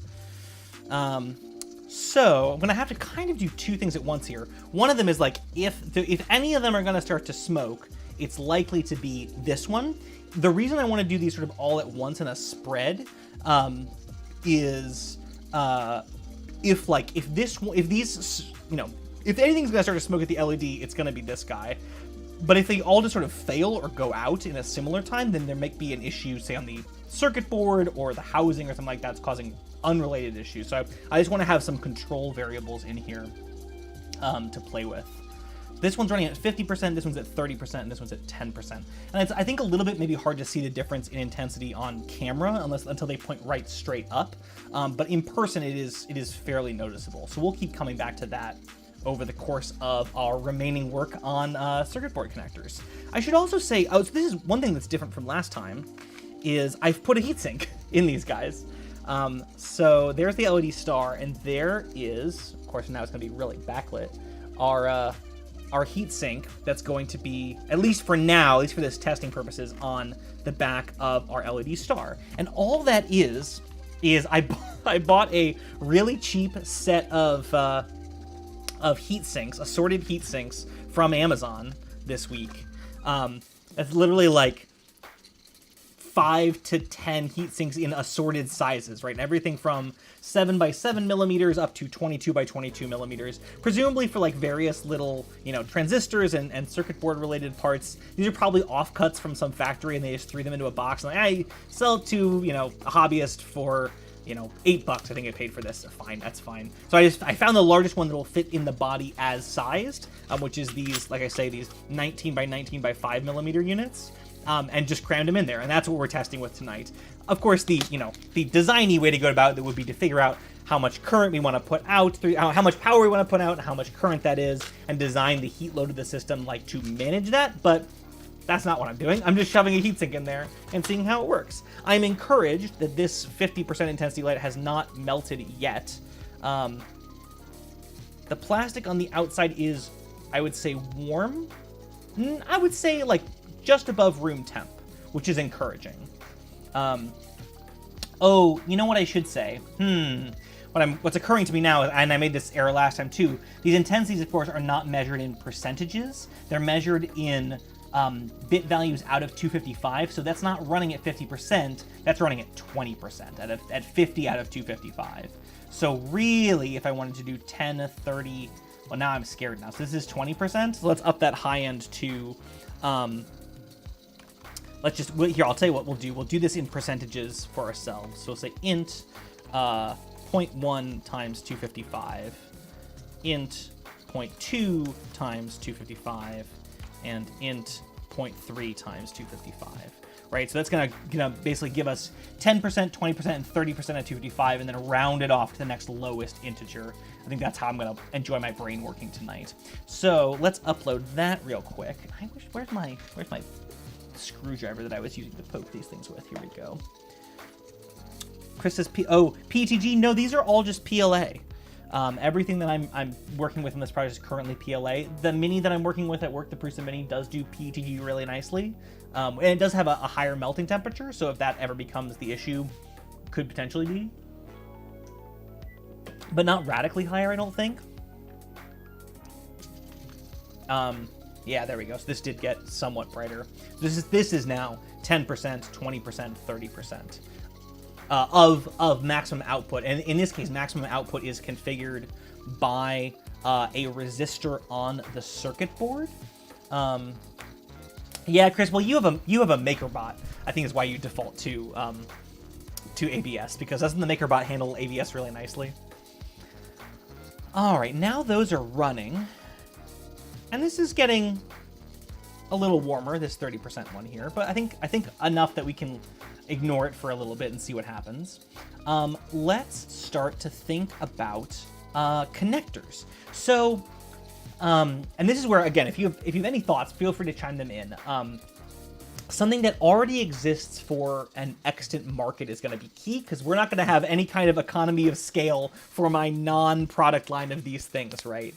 Like there's no way that I'm ever going to be manufacturing my own connectors. So, and that's why like going with the RGB LED tape connectors was great. It's like, they already make those by the thousands. They're cheap. So thinking about like what other industries use interesting cables and connectors that might be driving the price of those connectors down. Where my mind goes is like the RC industry, like the RC cars and planes, but maybe there's something in like the computer assembly industry or I'm not sure what. But because specifically I want to keep things inexpensive, I'm not going to start by searching on DigiKey, although we'll end up there this evening. I am going to start on Amazon and just see what 4 conductor cables we have. And all the time I'm going to have to kind of be aware of like if this thing is on fire or melting. Maybe there's kind of JST cable that will do what we want. Let's see. JST micro 4-pin. The other thing is it would be nice to have a format where there were relatively long cables available. So one thing that's nice about these RGB LED cables is, right, because they're meant to help you install your, RGB LED system in your under-counter lighting, you can get, a 1 meter, a 2 meter, a 3 meter cable for them, pre-made, also, from Amazon or China or whatever. Chris says, what amps am I expecting to run down the cable? So that's a really good question. It'll kind of depend on the results of our other test tonight. And it would depend on what voltage we actually run the lights at. The forward voltage of these LEDs of these LED stars is 11-ish volts, right? Because it's 3 warm white LEDs that have a forward voltage of about 3.7 volts each, so 11 volts and change. So I'm running them currently at 12 volts. The ALED 860 can run up to 30 some odd volts. I think the buck converters that I'm using, those power modules run up to 24. So if we were running at 24 volts, and we wanted to be able to run, say, up to 4 lights off of a splitter, and we find that we can run them each at 1 amp, at 1 amp at their forward voltage, we'd be looking at 2 amps total on the cable. So like 20 gauge wire would be okay, he said, roughly, like hand-wavily. I would take a little bit bigger. I would take a little bit smaller. What is this JST standard here? That's interesting. JST PH. And part of this is going to be like identifying like what industries use these things so we know what things to Google for. Here we go. Here's more RGB LED related stuff. That's kind of interesting. This is a JST SM connector. I like this. Let's see if the JST SM has other splitter options. JST SM 4-pin. So you can get them in all kinds of tails. You can get a build-it-yourself kit. That's good. That's always a useful thing to be able to have, at least for me, right? Like if I'm going to be tinkering around with this stuff. Let's see. JST SM 4-pin splitter. Let's see. So you can get some long cables for them. Here's a 2-meter cable. Here's a 3-meter cable. That's good. Connector. Oh, EL wire cable adapter. Oh, that's interesting. Is this for an EL wire application? I see you have all kinds of tails. Here, what's this? Is this what I already have? Yeah, so this is what I've got currently. Is this 4-pin situation here. Let's see.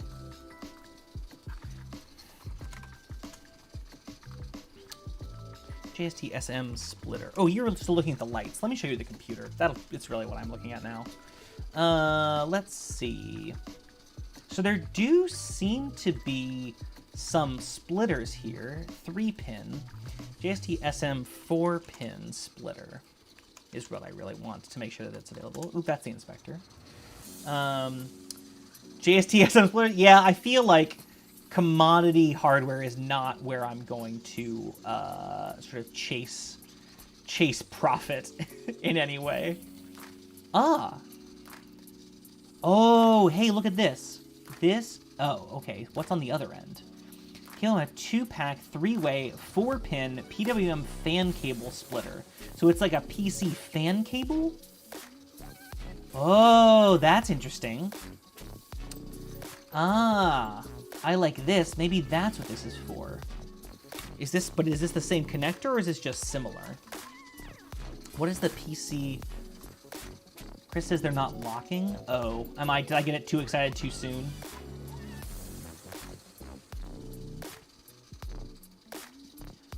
Are they just friction lock? Is that what I'm seeing here? Because they have these gull wings that sort of pop out there, but are they just like insertion registration? That'd be a shame. But a good catch, Chris. I will listen. Tamp down on my excitement whenever you see me being wrong, because it will only help me later. These are also not locking, I don't think. The CPU fan ones aren't. Ah, yes, you're totally right. But these are. Okay. I feel like some of these... Oh, this is more PC fan cable stuff.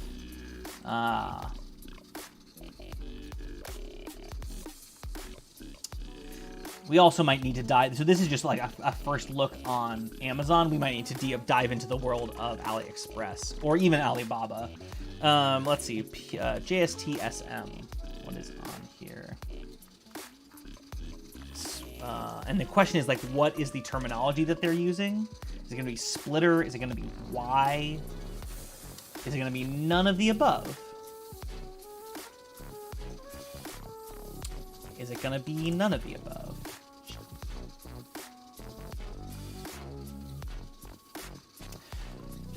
So let's see. So with the JST SM was just the first thing we came across. Let's do just a little bit more digging.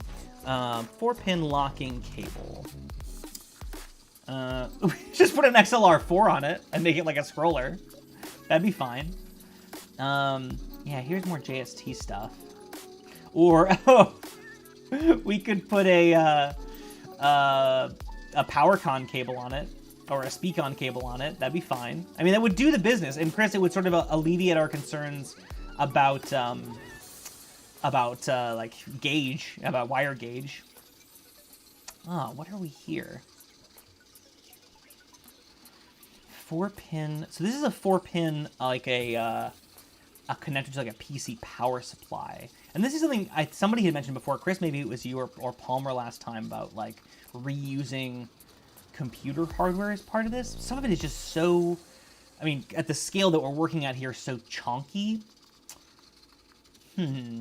Well, so if we went with a JST SM connector, it looks like we'd have cables and we'd have tails. We just wouldn't have splitters necessarily pre-made, which is not the worst, because these all operate in parallel. You could always make a splitter out of either Wago connectors or like a piece of perf board. I'm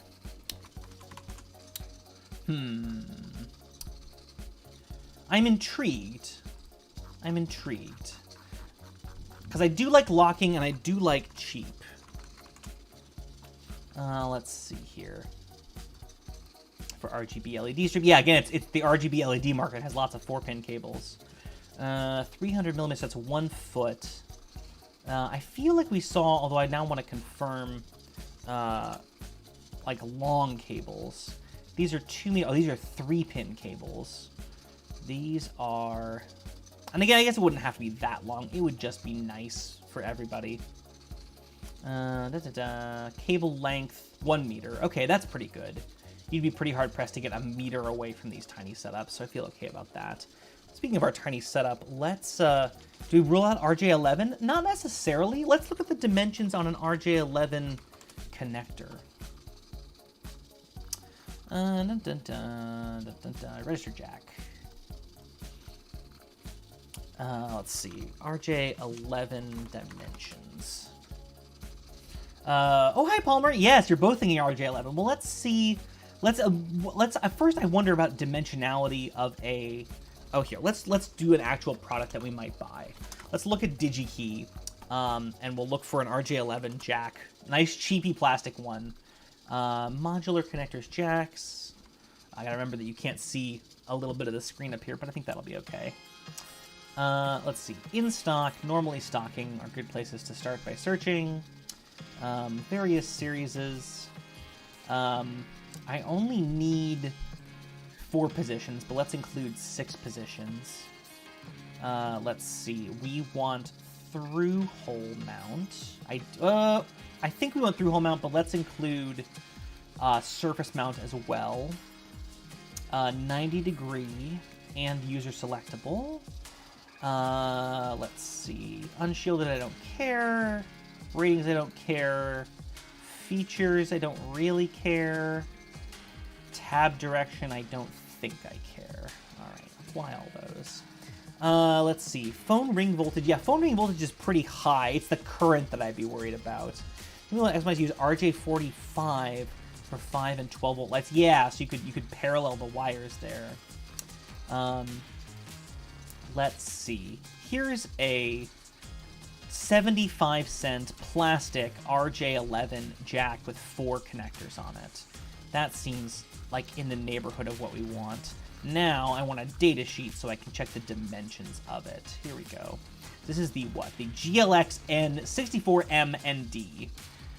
Here, let's give us a drawing of it. So this is presumably width in millimeters. Let's see if it'll just clarify for us.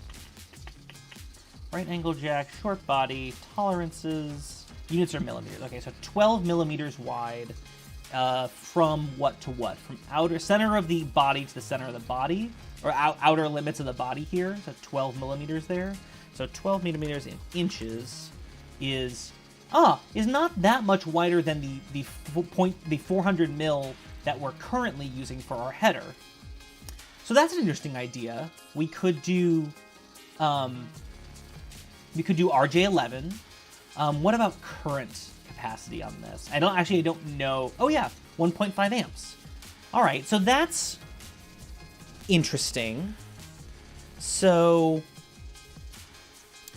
assuming we end up being able to run these at say half an amp each, at 12 volts, that's a quarter of an amp at 24 volts. So we could run up to 6 lights off of one connectors, and that seems reasonable. Ooh, and there should be splitters, Palmer points out. That is a great point. Yes, RJ11 splitter. Yes. Do they have, like, 1 to many splitters? Here's 1 to 2. Here's 1 to 4. Yeah, so twofers will be common. I wish they had a little bit more squid-style cabling, but I guess inline RJ11 female is not much of a thing, because you'd be doing male to male. See, this is the kind of form factor where I really wish we really want to start thinking about, like, daisy chaining lights might be a nice thing. Because currently, to like reduce board space as much as possible, you can only sort of hardwire each light back to a base station. That you can't daisy chain through them. You have to daisy chain through splitters, which I think is fine. But if we're going to get into something where you have to run an individual cable to each light anyway, maybe we do need to start thinking about daisy chaining. Here, hold that thought 1 second.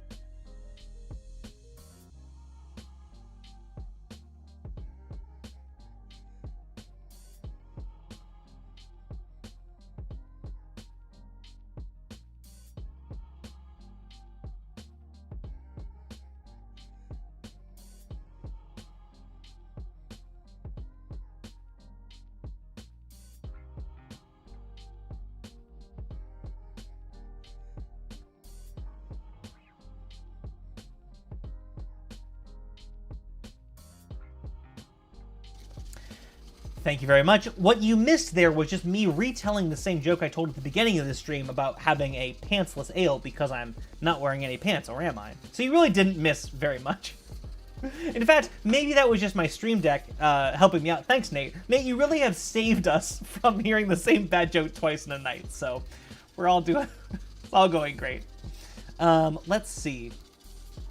So much more emotion in your voice? Yeah, I was telling a bad joke, and that's one of my favorite things. Let's see. So RJ11 is on the table, right? So let's save this page here.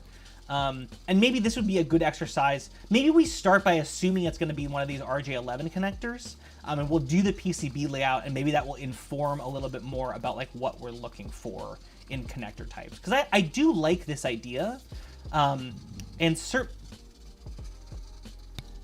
loud rumbling sound, I think, from upstairs. I'm sure it's fine. Can you still get, like, RJ11 patch cables for cheap? Cat 6 cable. What I really want is, like, a bunch of cheapy short... Yeah, here, 3-pack of telephone cables. It's not super cheap. Let's see. Patch... maybe patch cable pack. Maybe I'm not using for phone cable. Oh, yeah, phone cable... Phone patch cable. Maybe patch cable maybe is taking me down the wrong rabbit hole. Phone cable. Phone cable. Ah, these are charging cables. Telephone cable?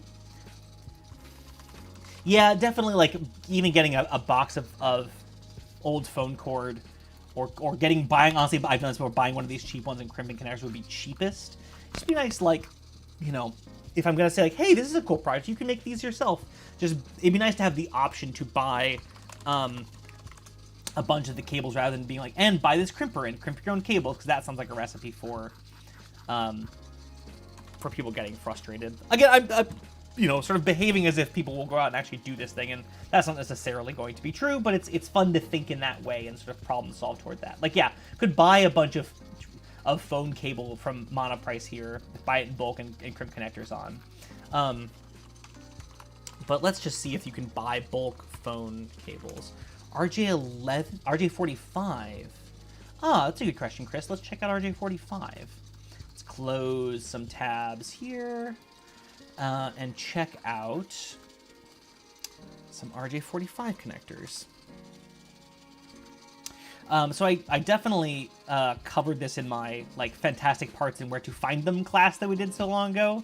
But if you're searching on DigiKey, narrowing down by in stock and normally stocking, especially for, like, generic-y parts like this, is a real godsend. Because it cut down, you know, 12,000 parts to 1,200 parts, just more manageable. All right, so things we care about, we want these to be board-mounted, let's see, through-hole, board edge, through-hole? I don't think that's what I want, but let's see, panel mount through-hole, no, panel mount bulkhead, no. They could be panel mount, I suppose. 90-degree or user selectable would be fine. Ratings, I don't care. Features, I don't care. Probably does not contain LEDs. Is fine. Tab, I don't care. All right, let's just see where this list lands us. Ooh, yeah, it's a good thought, Chris. Are there RJ45 splitters? See, this is why I'm glad to have y'all here tonight. Is like, oh, you can get them. Here's 1 to 2. Here's a little, like, squid splitter. It's like, did you mean a network switch, buddy? Did you want a passive network switch? Do you want to, you know, did you really want one of these splitters? Yes. Yes, Internet, I do. Ethernet splitter. LAN Ethernet splitter. So it's just a splitter, right? It's not a switch. Yeah. Let's check out, so let's go back to our connectors here, and let's just see if there's one that's got some dimensions on it. Let's assume we're buying these in quantity 10, and sort by price. Yeah, okay, here's a cheapie. Modular, available in quantity 1. Yeah, look how crap that is. That's going to be cheap. I like that. Check this drawing. So this is going to be loading the Amphenol ICC webpage. So side to side, and these again are in millimeters. Yes, yes. Side to side, we're looking at 15.24 millimeters. So in mil, that's 600 mil. Okay, so a little bit wider than our other connectors we were looking at.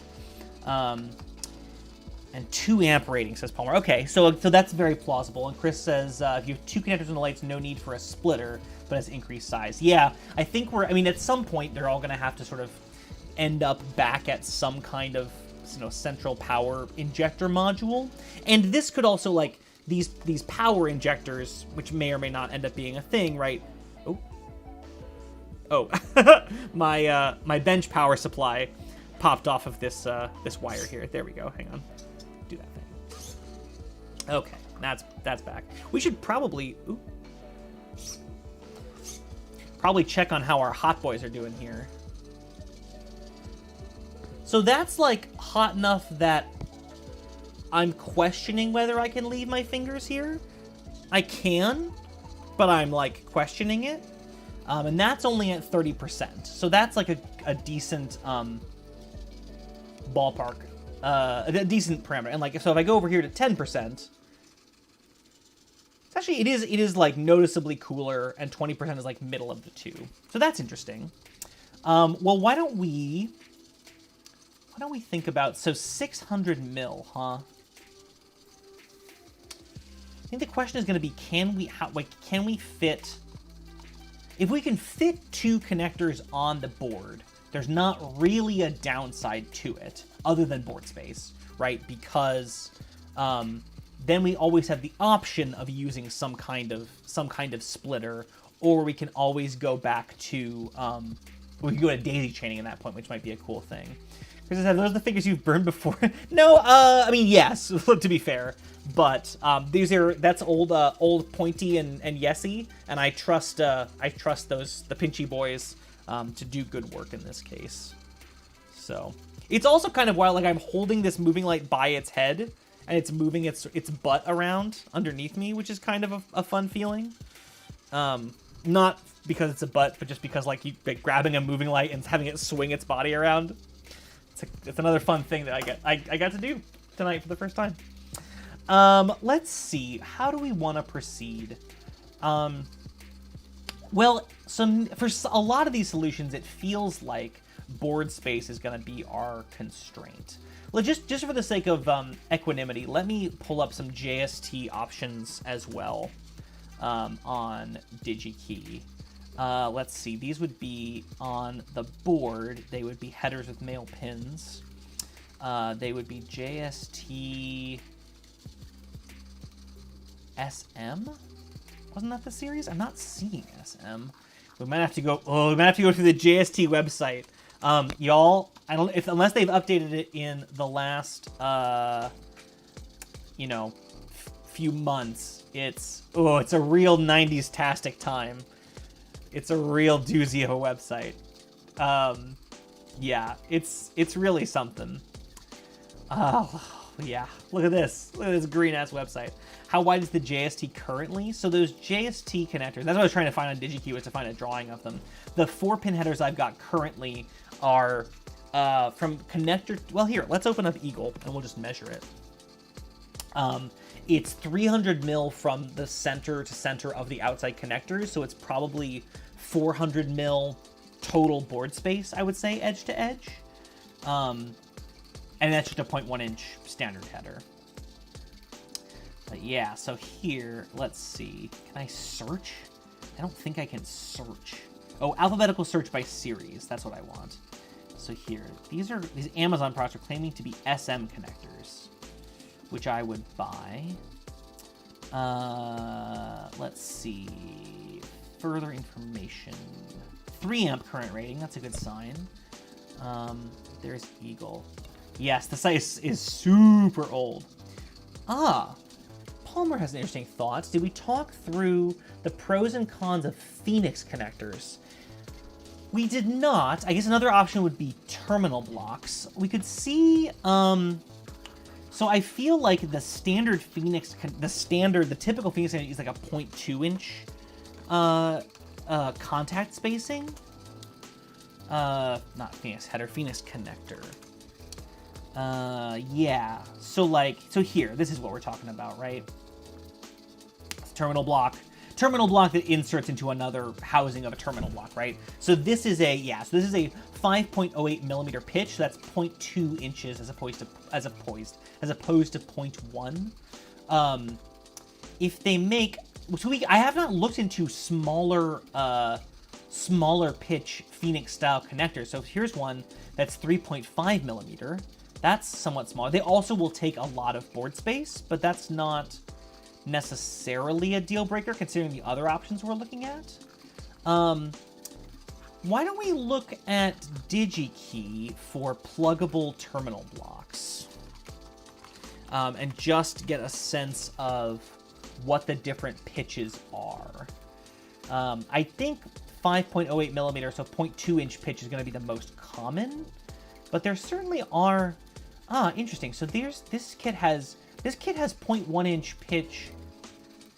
Terminal blocks. I want pluggable terminal blocks. Yeah, let's see. Terminal block accessories, headers, plugs, and sockets. I want the various plug types. Ply. Try 0.5 inch pitch. Could do. I think they're going to 0.5 inches is going to be much bigger than I'm going to want. I'm going to want to be able to put on the circuit board there, Dave. 0.05 inch pitch I could do.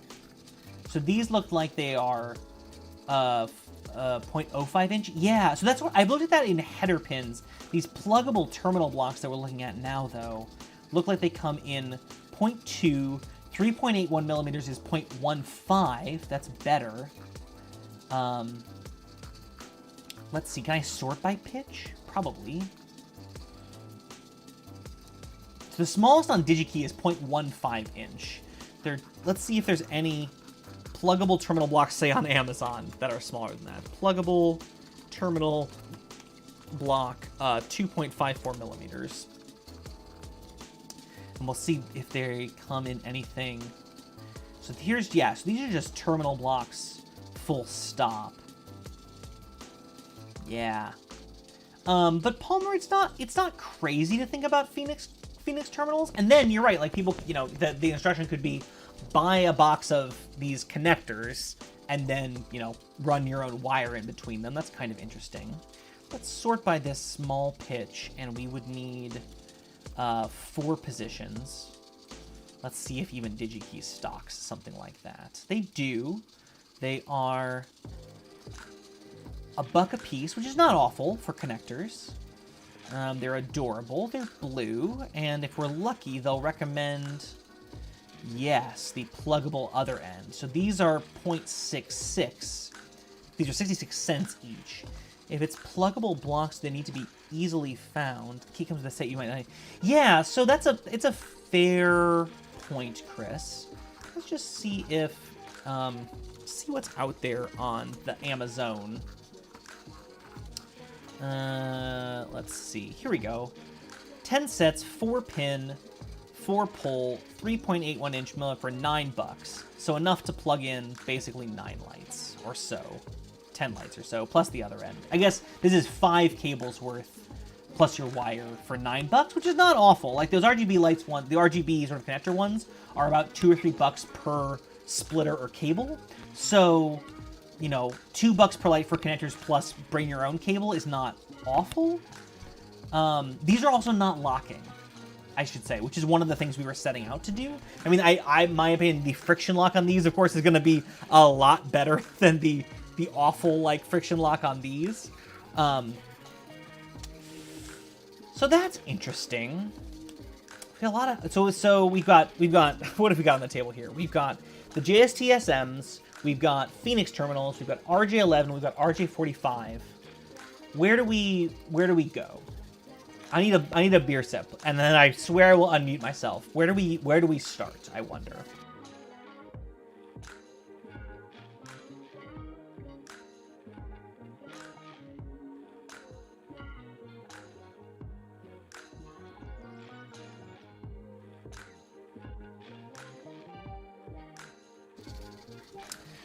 So one thing that's intriguing me, and that was a real question, is where do you think we should start? One thing that's intriguing me about these Phoenix connectors is look how far back on, look, he says, not showing them the thing. Look how far back on the connector the pins are.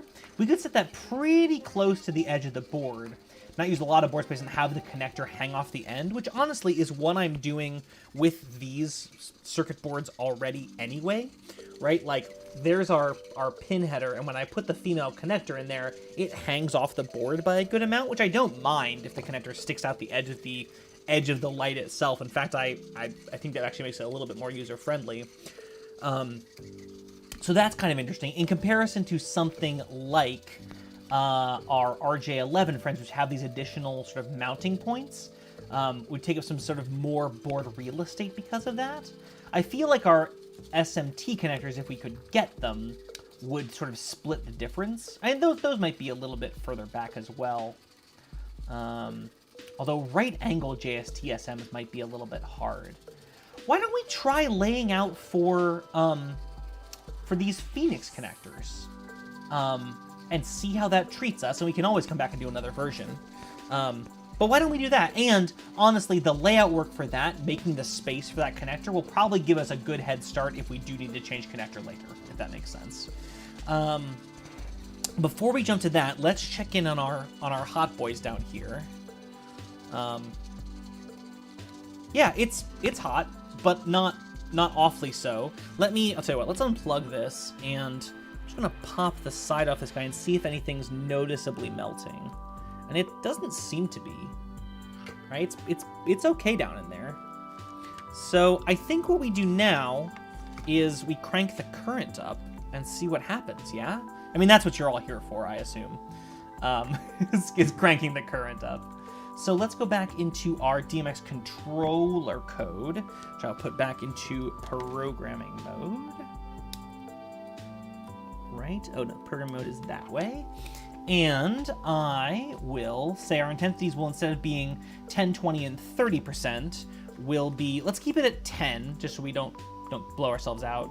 Let's see, we have 10, 30, 10, 20, 30. Let's do 30, 40, and 50. Let's just go for it. All right, so we'll upload that. 50, if 50 is sustainable, I will be quite happy, because 50% brightness, half an amp at 10.5 to 11 volts is quite bright. At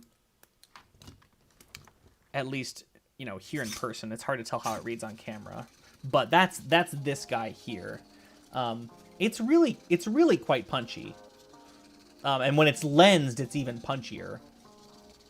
So again, we'll just keep kind of a half eye on these friends, especially Mr. Bright Boy over here, while we do a little circuit board layout, I think we will do. So let's see, where is my... oh yes, it's still under the DMX Shield folder. Oh, and it also would be helpful if I showed you what I was looking at. So I'm going to open up my most recent version, which is 9.1. We'll bring that over here. And I'm going to save this as... I think this is going to be version 9.3 when all is said and done. So we'll call that 9.3. And we'll switch to the board. And that board file imported nicely. So this is the circuit board as we have it currently. And it's fairly stuffed. And this is part of my concern in trying to integrate a larger connector into this. But it does look to me like we could... potentially here, to your question earlier, Chris, let's see if we can't measure how wide the current connector is. Let's put a labeled line on here. Line. And we'll say, including the silk screen that shows where you're supposed to put it. This is how long? From 800 to 1200 mil, yeah, so 400 mil wide. So let's go out and go. You can tell I used an Arduino Pro Mini when I was developing this thing, because I still have some of the labeling here. We'll just blow some of that away. That's all right.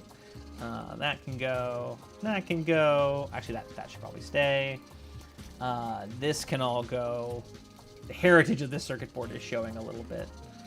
There we go. There we go. Let's just come in here and we'll delete, because those annotations are no longer relevant. So I think let's go to DigiKey. We'll get the dimensions for our representative Phoenix connector part, and then we'll swap it into the schematic and see what happens, and see if we can sort of mange this around until it works, yeah? So, let's see. I said DigiKey, so let's go to... I've got so many tabs open. SMT... Yeah, get out of here, JST website. Nobody wants you here. So here's our pluggable. So let's assume that, you know, this is where I will sometimes get into trouble, right? Like, this part on Amazon is not necessarily the same dimensions as this part on DigiKey, but, you know, it's all right. This is a pretty cheap part. This is, what, 66 cents a piece, so it's not that much more expensive than ordering a cheap set from, like, an Amazon. So if I'm going to build them, I would probably just order some of these parts. Let's get our data sheet up and get some dimensions out of this thing. Okay, so here's our drawing. Let's see, what part specifically are we looking at? This is the TBP 02R138104BE. So what series are we looking at? Single piece modules where L is the total length, P is the pitch, and N is the number of poles. So we're looking at a 4-pole device. Total length is 16 millimeters. And P is the pitch.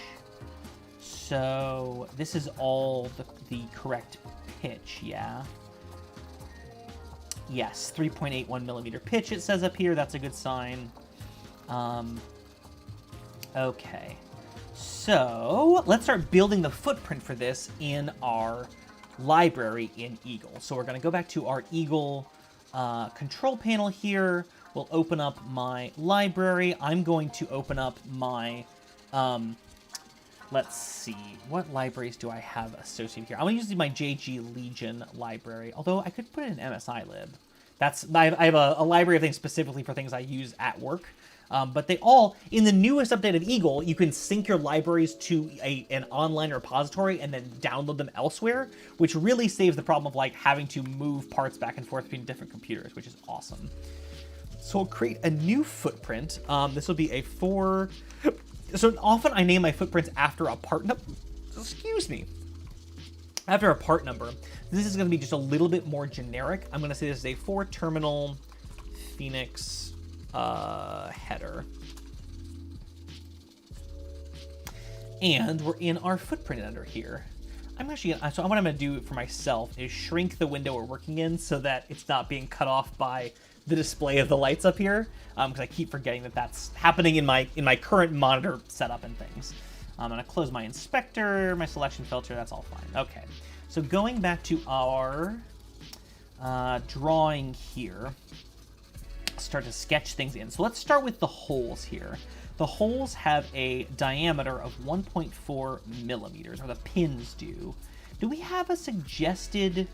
so this is a suggested PCB layout. So the PCB is suggesting you have a hole of 1.4 millimeters. That's not actually how big the pins are, but how big it's just that the hole is. That's actually very helpful for our purposes. So we're going to make a pad. The drill is going to be in mil typically. So let's see, 1.4 millimeters to mil is 55 mil hole. So in a standard drill size, let's say that that's a 56 mil hole. We'll make pin 1 special. And what's the spacing here? Spacing between is 3.81 millimeters, or 0.1, or 150 mil. So my grid here is at 50 mil increments. So my first unit, let's see if I want to center this here. Let's change my grid settings. So my small grid is at 25 mil. So I'm going to split center here with my center pins. They're going to be at, let's say, 75 mil off center in either direction from this center point here. So 1, 2, 3 clicks. I'll put pin 1 over here, so that'll be 1, 2, 3, 4, 5, 6. And we will do 1, 2, 3, 4, 5, 6. Be over here. And actually, I think now that I look at it, I'm going to want to make these pads a little bit bigger. So I'm going to make them long pads. And I'm going to have to rotate that 90 degrees. So I think this will just be a lot easier to solder to. So we'll make that a long. We'll rotate that. Oops, rotate that 90 degrees. We'll make this long. And actually, I guess I don't know that this is going to end up working out. I can always come back and make these smaller pads if I run out of room, right? And let's rename these. So what's this going to be? Let's say this is pin. Let's give that a 0, pin 1, pin 2. This is going to be pin 4. So this is going to be pin 3. So this is going to be pin 2. So this is going to be pin 1. Okay. So now I want to have the outline of my my header as my board as well. So let's see. So the spacing between the pin and the edge of where its footprint should be is 1.2 millimeters. So 1.2 millimeters to mil, I guess, is 47 mil. So let's call it 50 mil just for good measure. So that's just going to be 1 grid space. So maybe I really want these to be offsets. Yeah, that's what I want. So offset and offset and offset, just so that they're snuggling right up there. You change the size to 25. No, Chris, I changed my alternate grid size to 25. So these grid spaces are still a full 50 mil. I wish I could change the UI size in Eagle a little bit better. I guess actually, maybe I can, because I must have done that for our class on it so long ago, right? Yeah, huh? Will this change text size? I don't know. But my major grid, so this one grid square is still 50 mil, right? So if I do a little line there, that's 50 mil. If I hold down Alt and I get my secondary grid, that's 25 mil. But thank you. I will take that note anytime. And let's see, my spacing from pin center to edge is 2.3 mil, or 2.3 millimeters to mil. Is 90 mil, so we'll make that 100 mil. So from center here, we go, let's make a line to be T-place, so we'll go, line, we'll go 1, 2, 3, 4. That'll be good, and this way we go 1, 2, 3, 4. So those would be our extents in that direction. And then in our vertical direction, 9.2 millimeters is our placement here. 2 millimeters to mil is 360 mil. So that's what, 9 grid spaces? So 1, 2, 3. Actually, I guess I don't really care about it in this. I'm doing this backward. Am I? So what am I trying to do here? I want these pins to be as close to the edge of the board as they can be.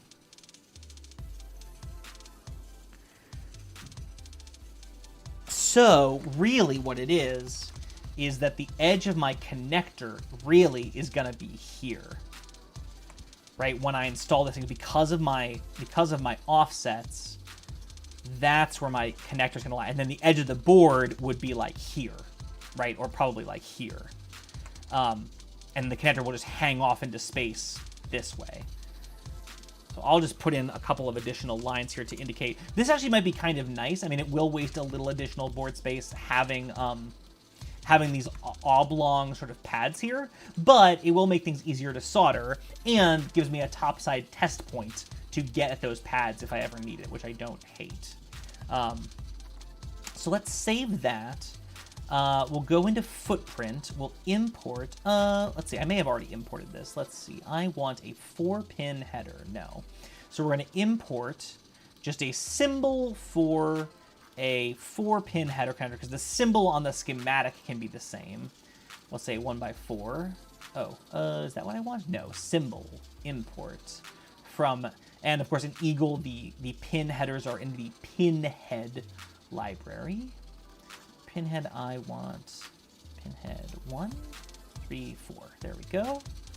Good.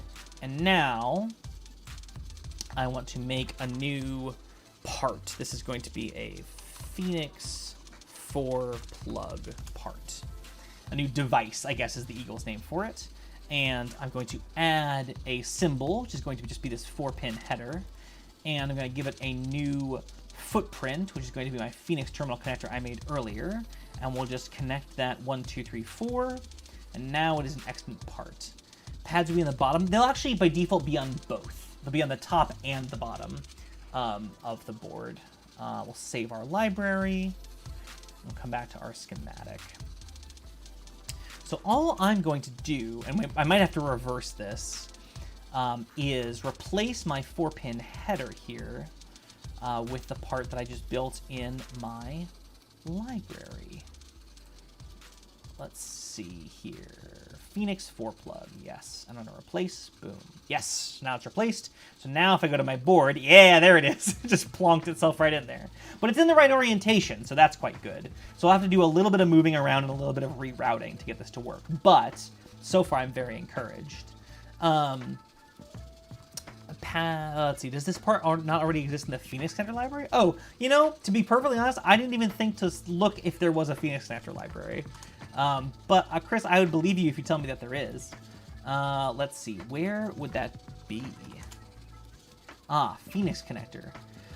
Oh, so interestingly, in the Phoenix Connector library, there is a 2.54 millimeter Phoenix Connector part, implying that they exist.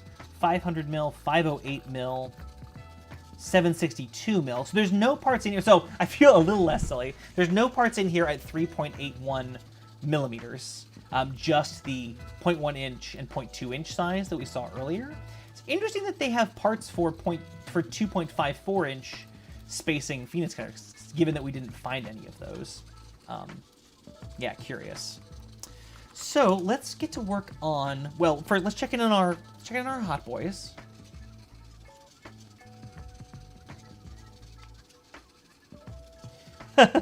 So that's going okay. Wow. As always, I'm having the issue where, like, I look at the light and then I have dots in my face, so I can't see the screen or what's going on. Hang on one second. Beer will help. Good. So good. Might not be for pluggable. Oh, those could be just like Phoenix terminals. Yeah. So here's what I know about our hot boys. So these are at what, 30, 40, and 50. So 30, again, as before, pretty hot. 40, so I'm starting to get to the point where I can, like, the plastic of this nozzle is noticeably softer, and the plastic of this nozzle is definitely softer. I wouldn't say it's, like, not still deforming plastically, like it is bouncing back, but I don't know that I would go much hotter than this in my general testing, which is still pretty good. So let me, here, I'll tell you what, just to, like, as a proof of concept, let's set, I'll take it back to the computer, let's set all 3 of these lights to be at 50 degrees, and we'll see what that, like, dark light show looks like. So we'll upload that to our controller. We will, actually I can turn all these lights off if I want to. I can have them all on one switch, but I think, what is on these still? Oh, there's that. Should we just go full dark? Should we just go full spooky mode? I know it's past Halloween, but that's the easiest thing for me to do, is just to go full spooktastic up in here and just let myself be fully lit by these little guys. So here, we'll take one of these, and like we did in the testing, you know, last time we did this, I'll just point it behind me here. Now my webcam is going to be struggling because it doesn't do super great in low light. But that's a decent amount of brightness, I would say. I would reckon, just like to give you a qualitative comparison, it's probably, each individual light is probably as bright at this point as a 75 watt birdie at 60 to 70% of dimmed intensity, which is pretty good. You know, the lights at full oomph are comparable to a fully illuminated birdie. I think we're kind of at the heat limits of this construction, but I'm happy with a light that's at least, you know, decently bright at that range. It would certainly be bright enough for a model box. It would be okay at brightness for like a storefront type situation. where like a 75 watt JDR lamp is really, I think, sort of the minimum brightness that you'd want for like a fixture. But at this point in our experimentation, I think I'm comfortable saying that's what it is. The way I think I would handle this is, so in the schematic here, which is timely because we have the schematic up, the maximum current through the LEDs is set by this resistor through a formula you can look up in the data sheet.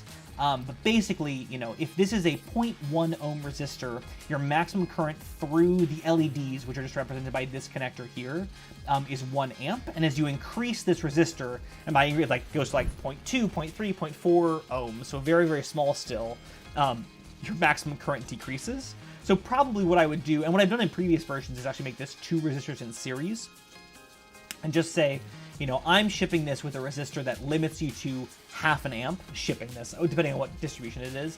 I'm recommending you put a resistor in here that calibrates this to half an amp. If you want to, make this resistor smaller and go even brighter, you totally can, but just look back at previous Demilight streams and you'll see why that might not be a great thing to do blindly, but go for it. Like I this is all that an end user would need to change that.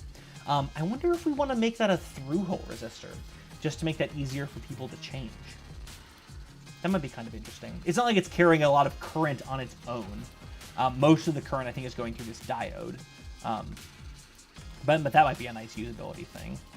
But let's get this Phoenix connector integrated here. So let's see. So I want to do a little cleanup here first. I'm gonna delete not that, but this diode label here. Oops. This, where are you? No.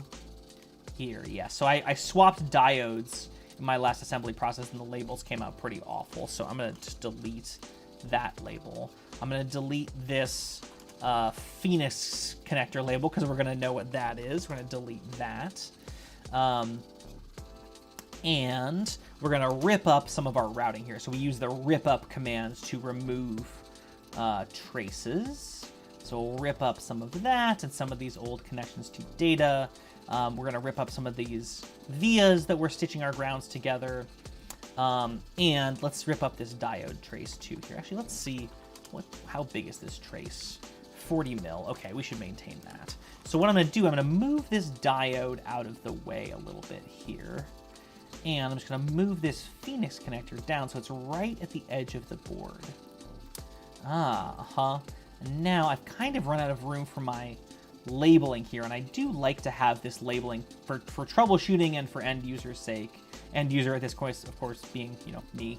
We'll just zhuzh that around. When I use this label, where's our label? There it is. Let's see. That's not ideal. Come over here. 2 minus. Yeah. So I might have to come back and do another pass of this labeling. I feel like this is okay. So this is, of course, the positive voltage injection. The 3 plus and 2 minus corresponds to the polarities of the DMX data that's coming in. So on a typical DMX connector, either 3-pin or 5-pin, pin 3 is the positive data connection, pin 2 is the negative data, the inverted data connection, I guess I should say. So let's do the rat's nest command. We'll do our ground fill here. Yeah, so that's our ground connection. And then we'll get a little bit more routing done. So we'll rip up our ground plane there with our rip up command, and then we'll route those traces back in that we ripped up.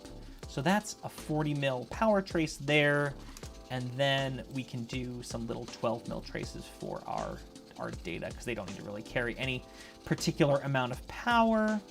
Let's see, have that come out at a nice 45-degree angle. In fact, I'll probably do the same for this guy. I think I mentioned that we did a week talking about PCB layout in Electronics Bash at one point, and I mentioned that it is sort of good practice to have your traces and pads meet at not less than a 90-degree angle. Whether that's strictly necessary anymore in modern PCB fabrication, I don't really know, but it is, I guess, still considered good practice. And we'll just stitch our ground planes back together here. Not in any particularly neat way. So we'll rat's nest that. Yeah, so that's our new layout there. Are those traces going into the holes? They are, Chris, but it won't really matter when we get to, you know, those will be drilled out by the assembly machine. I'm just doing that because in Eagle, the rat's nest, the trace point, I am smelling a little melting. We'll get there in a sec. The trace point originates at the center of the hole, so if you don't take your trace all the way there, it doesn't think you've actually connected it. Yeah, I'm smelling a little bit of a smell of like when you print with PLA plastic. It smells a little bit like fresh summer corn. You're gonna get top of head cam as I smell this, but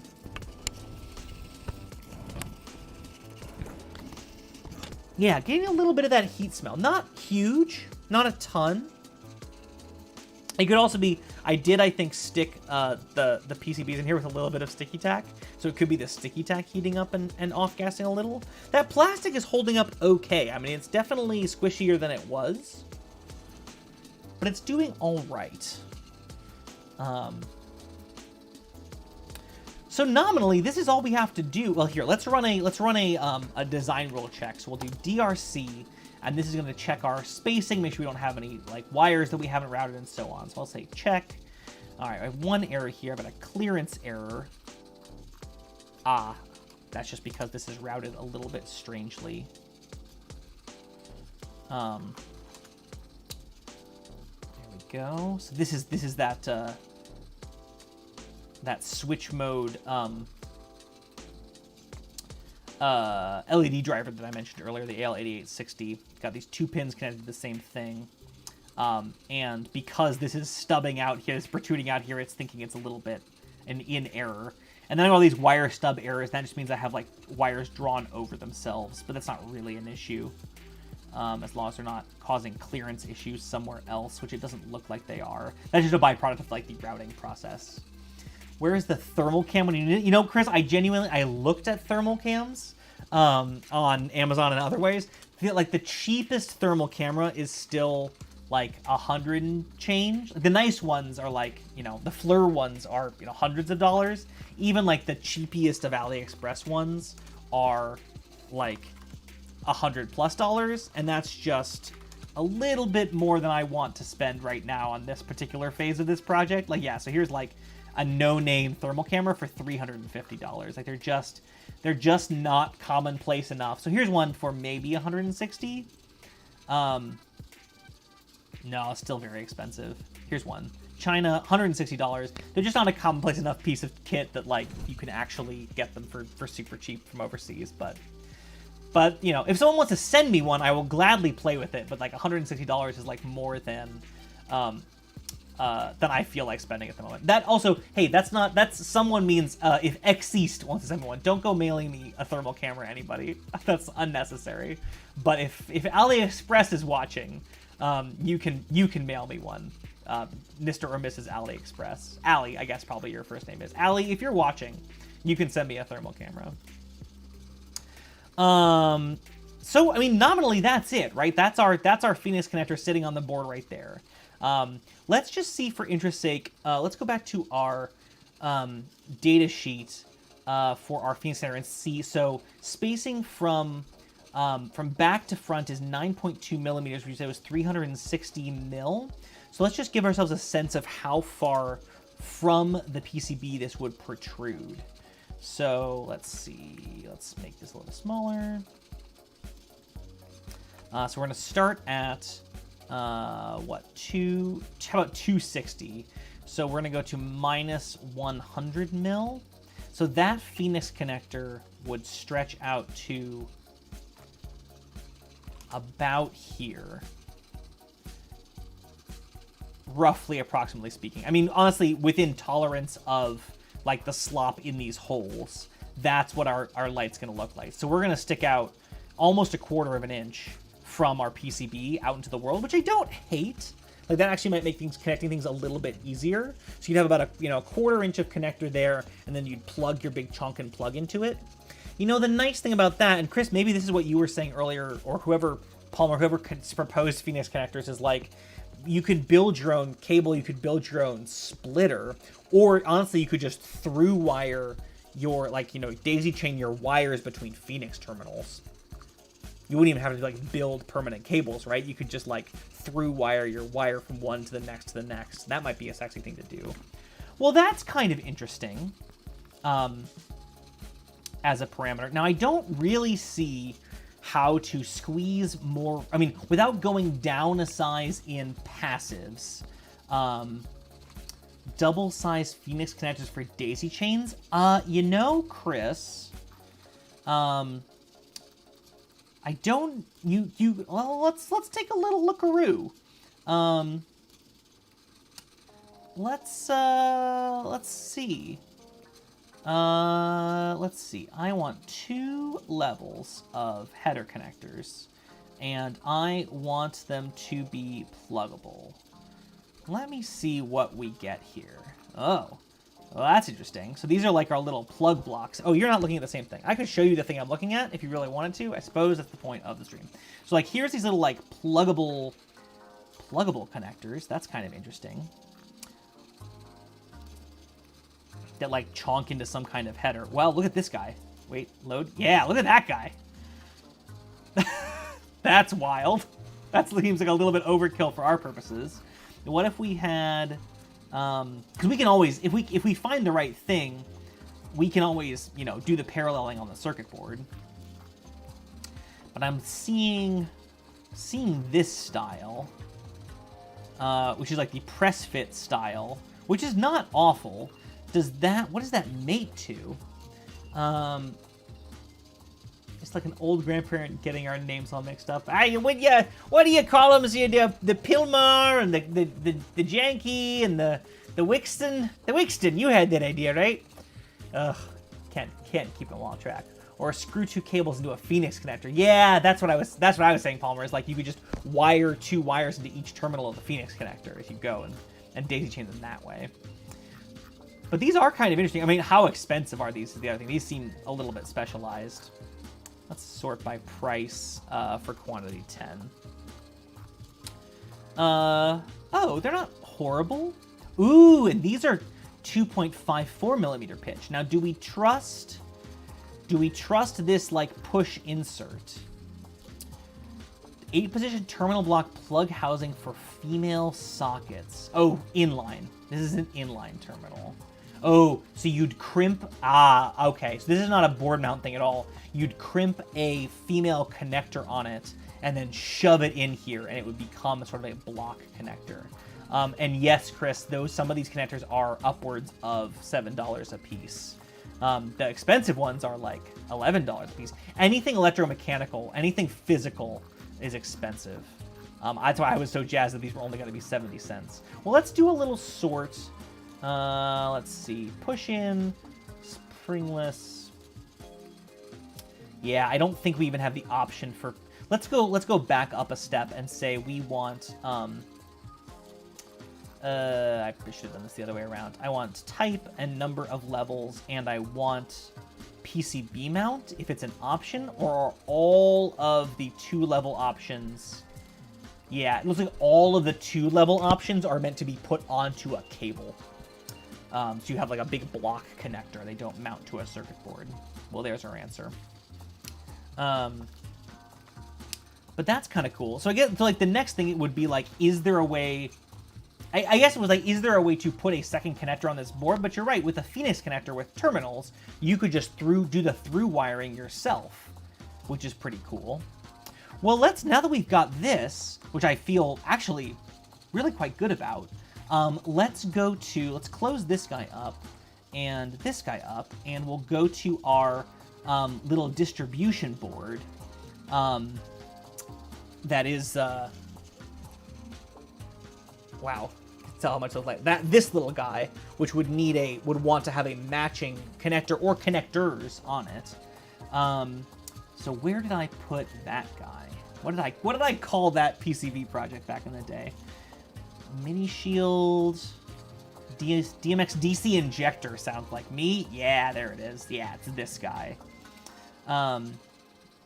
So we're still going to need. So really, what we want to replace is this header, which is what we call that header. Info. We'll call this JP1. So just like we did before. Oops. we're going to replace that 4-pin connector on our board with... I'm so delighted, y'all. I'm so happy to be making progress on this, and also I'm really chuffed to have gotten the feedback from y'all and like incorporated it. Like it feels like making this thing together, which is really cool. So I'm noticing that my orientation is backward here. So all I'm going to do here is I'm going to rotate my part on my schematic, and then I'm going to rewire it so that the orientation on the circuit board is correct. So I am going to yes, delete, and oh, not route net is what I want. So power, ground, DMX, and DMX, and now we come to the circuit board. Our thing should be lining up correctly. Yes, there we go. We'll move our little mounting hole over a little bit. And then we'll rip up our traces here, and we'll reroute them so that they are actually going into the things that they intend to. Maybe we'll have that not randomly change size in the middle of the trace. That seems like a good feature. There we go. And I don't remember what size we made these traces. Yeah, 16 sounds like me. Yes, and yes. And we'll rat's nest this and make sure the ground plane took. Yes, it did. Let's move this a little bit out toward the edge of the board. There we go. Where's the fun printed box for this guy? To be honest, he's been waiting for it to be a little bit more done, and you might be able to tell why. But now that we've got this, I mean, here's the thing. Getting this circuit board printed is going to be the same cost as making a bigger one printed. Let's, we could put some more connection points on this guy, essentially for free. I don't know with an 8-amp connector if we need it, but what we might do is move that board outline down. Well, here, we should do this in the schematic first, but well, let's just put 4 connectors on here. 1, 2, 3, 4, and we'll just net right through all of them. 2, 3, 4, and then we'll figure out if we can route these all in, just so we have our little distribution board will have 4 points of connection. And I don't know that that's a thing that you would want to do as like an end user, but like for my purposes, troubleshooting here on the bench, that might be quite useful. And like I said, the circuit board itself will be exactly the same cost. It's just a question of like how many of these do we actually populate. That could go there. Oh, I forgot. Yes, okay. So one of the dumb things about the free version of Eagle is once you move a part, you can't move it below the origin. So you have to keep moving your parts up above the origin here, which is pretty silly. So let's see, we can move one, have a connector there. We could have a connector here, and we could have a connector, ooh, almost. I mean, the size of this is arbitrary, but I kind of like how squart it is. Yeah, okay, so now we can move our board outline back up and our ground plane back up. Let's move our board outline even up a little bit further. Let's see, yeah. So what's nice, you can see those conflicts appearing there. That just tells me how close I'm allowed to put those pads to the edge of the board. So we'll do another rat's nest just to get those lines in place. I should say, so, let's see, how do I want to route this? So ground is easy, it's power. So I'll tell you what, let's rip up some of these guys. I'm going to choose a rip up command up here, rip up connected copper on same plane, and just get rid of those signal traces, and we'll start by routing the power, because I think that will start to help us make more sense of some things. So power, we'll do 1 power line, we'll do 2 power lines, and we'll do so this is where it's going to start to get squidgy, because now I'm sort of starting to cut things off from myself, but I think that's going to be okay. Yeah, okay, so I have an idea of this now. So what I'm going to do is now route my my data lines primarily on this top plane here, and then I'm just going to have them dip under these power lines to the bottom plane when they need to. And I do that by switching from the top to the bottom layer. Let's clean that up a little bit.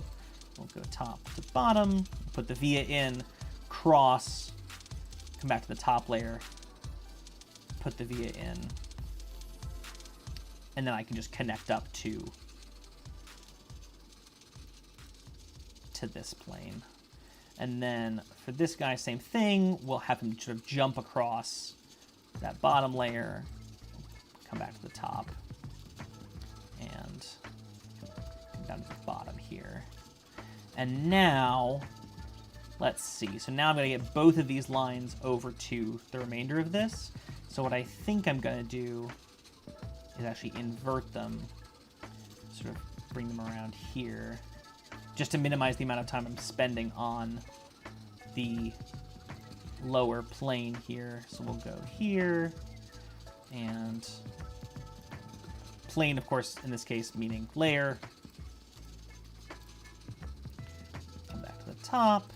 There we go. And now this line, this data line, has to get across as well.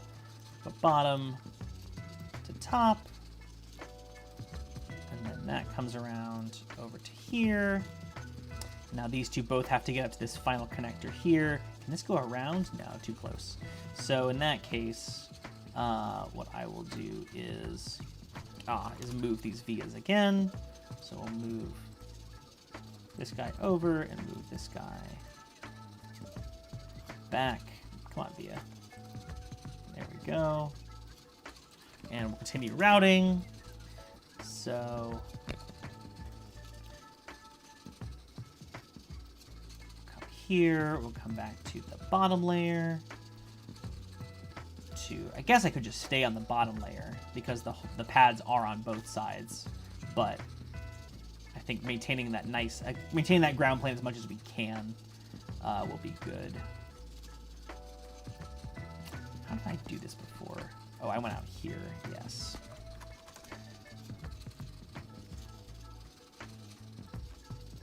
Bottom layer, put the via in, come across, and come back to the top, and yeah, that'll be fine. Okay, so let's rat's nest that, and let's run a quick DRC and see if there's any air wires I missed. I have 2 air wires. What did I not route? The very first connector over here, of course.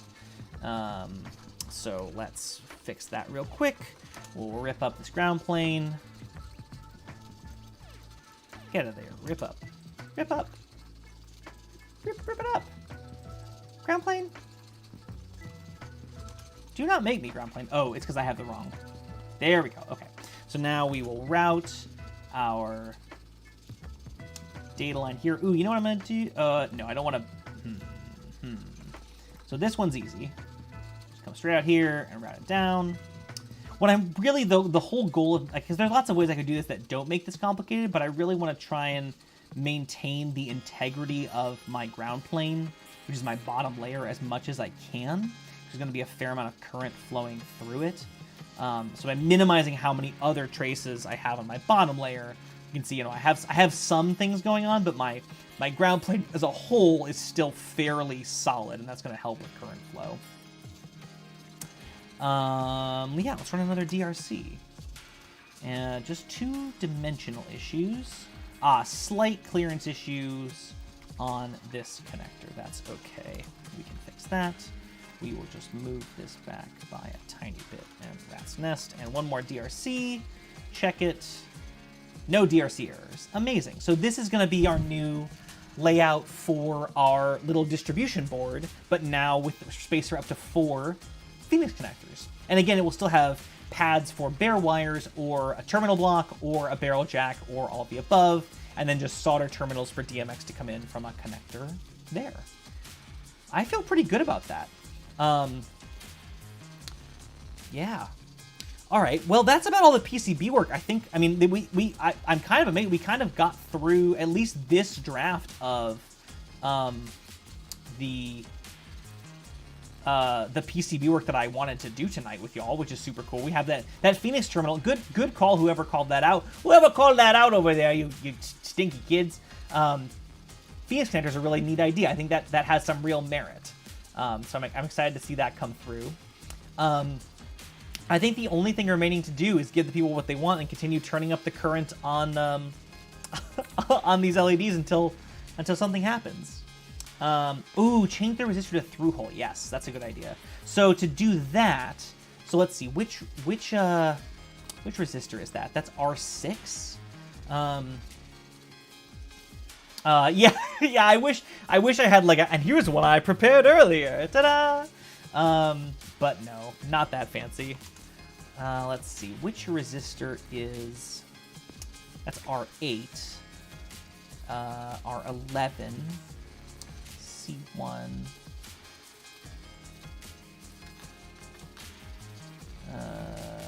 Oh, it's this one. Yes, R6. Which is currently a 1206 resistor, which is good. That'll actually that actually keeps more space on it. Dave's got a split. Awesome. Thanks, Dave. Thanks for coming to hang out with us in Tiny Moving Light Land. We'll catch you next time. Have a great night. Stay warm out there. I know it's blustery out here these days. So let's see. So let's take a look at JLC PCB's parts inventory. Oh, so this'll, I guess it doesn't really matter what JLC PCB's parts inventory is because this would be a through-hole part, so it wouldn't be coming from JLC PCB.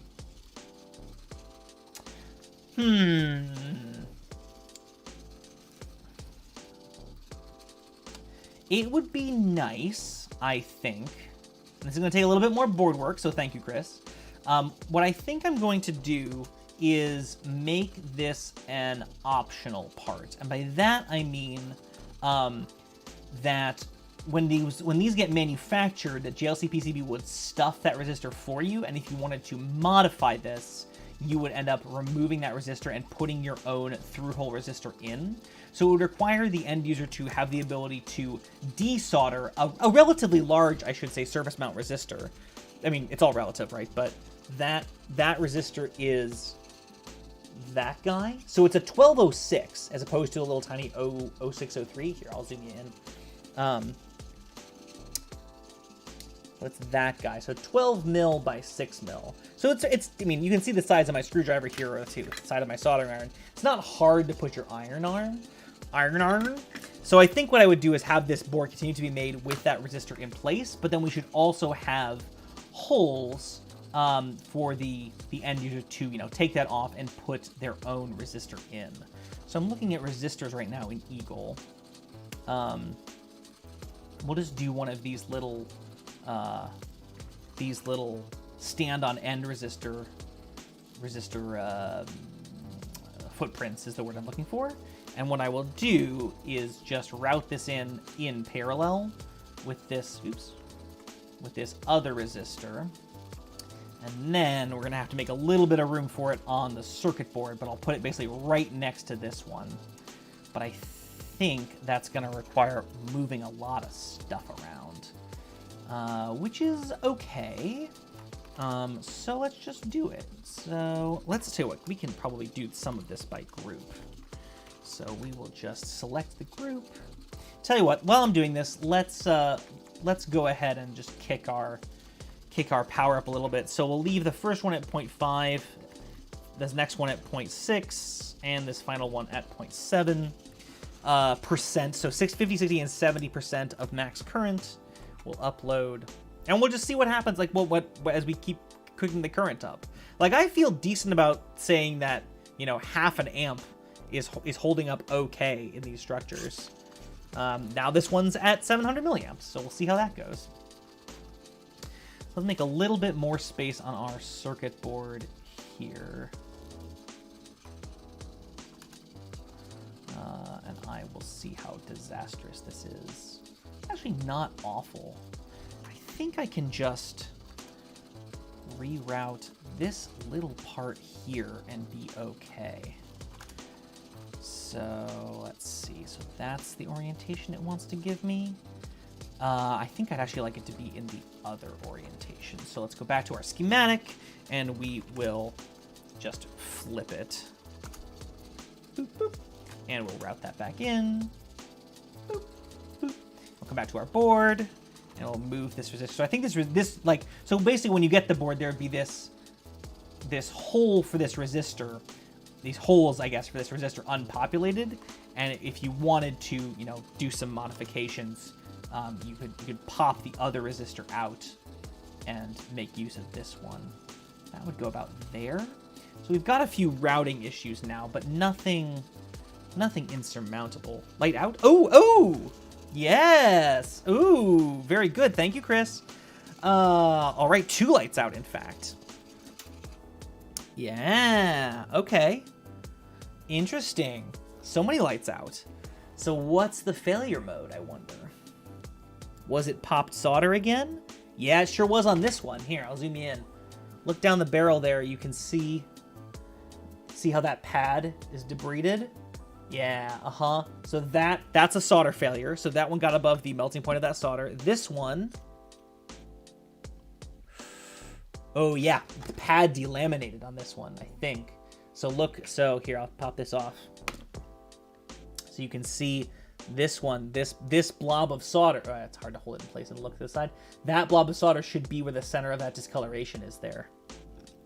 So we really kind of hit the nail on the head at 500 milliamps, at least with these heat sinks in this current configuration, right? That's pretty wild. Yeah. All right. Well, now we know. 500 milliamps. In this configuration with these particular heat sinks seems to be the magic number. Yeah, that's cool. Thanks, Chris. Good spotting. It is kind of funny that that's like our thermal fuse at the moment, right? Like that's how we know things have gotten too hot. Is the solder melts. I love it. Let's route this new resistor pad in here. Oops.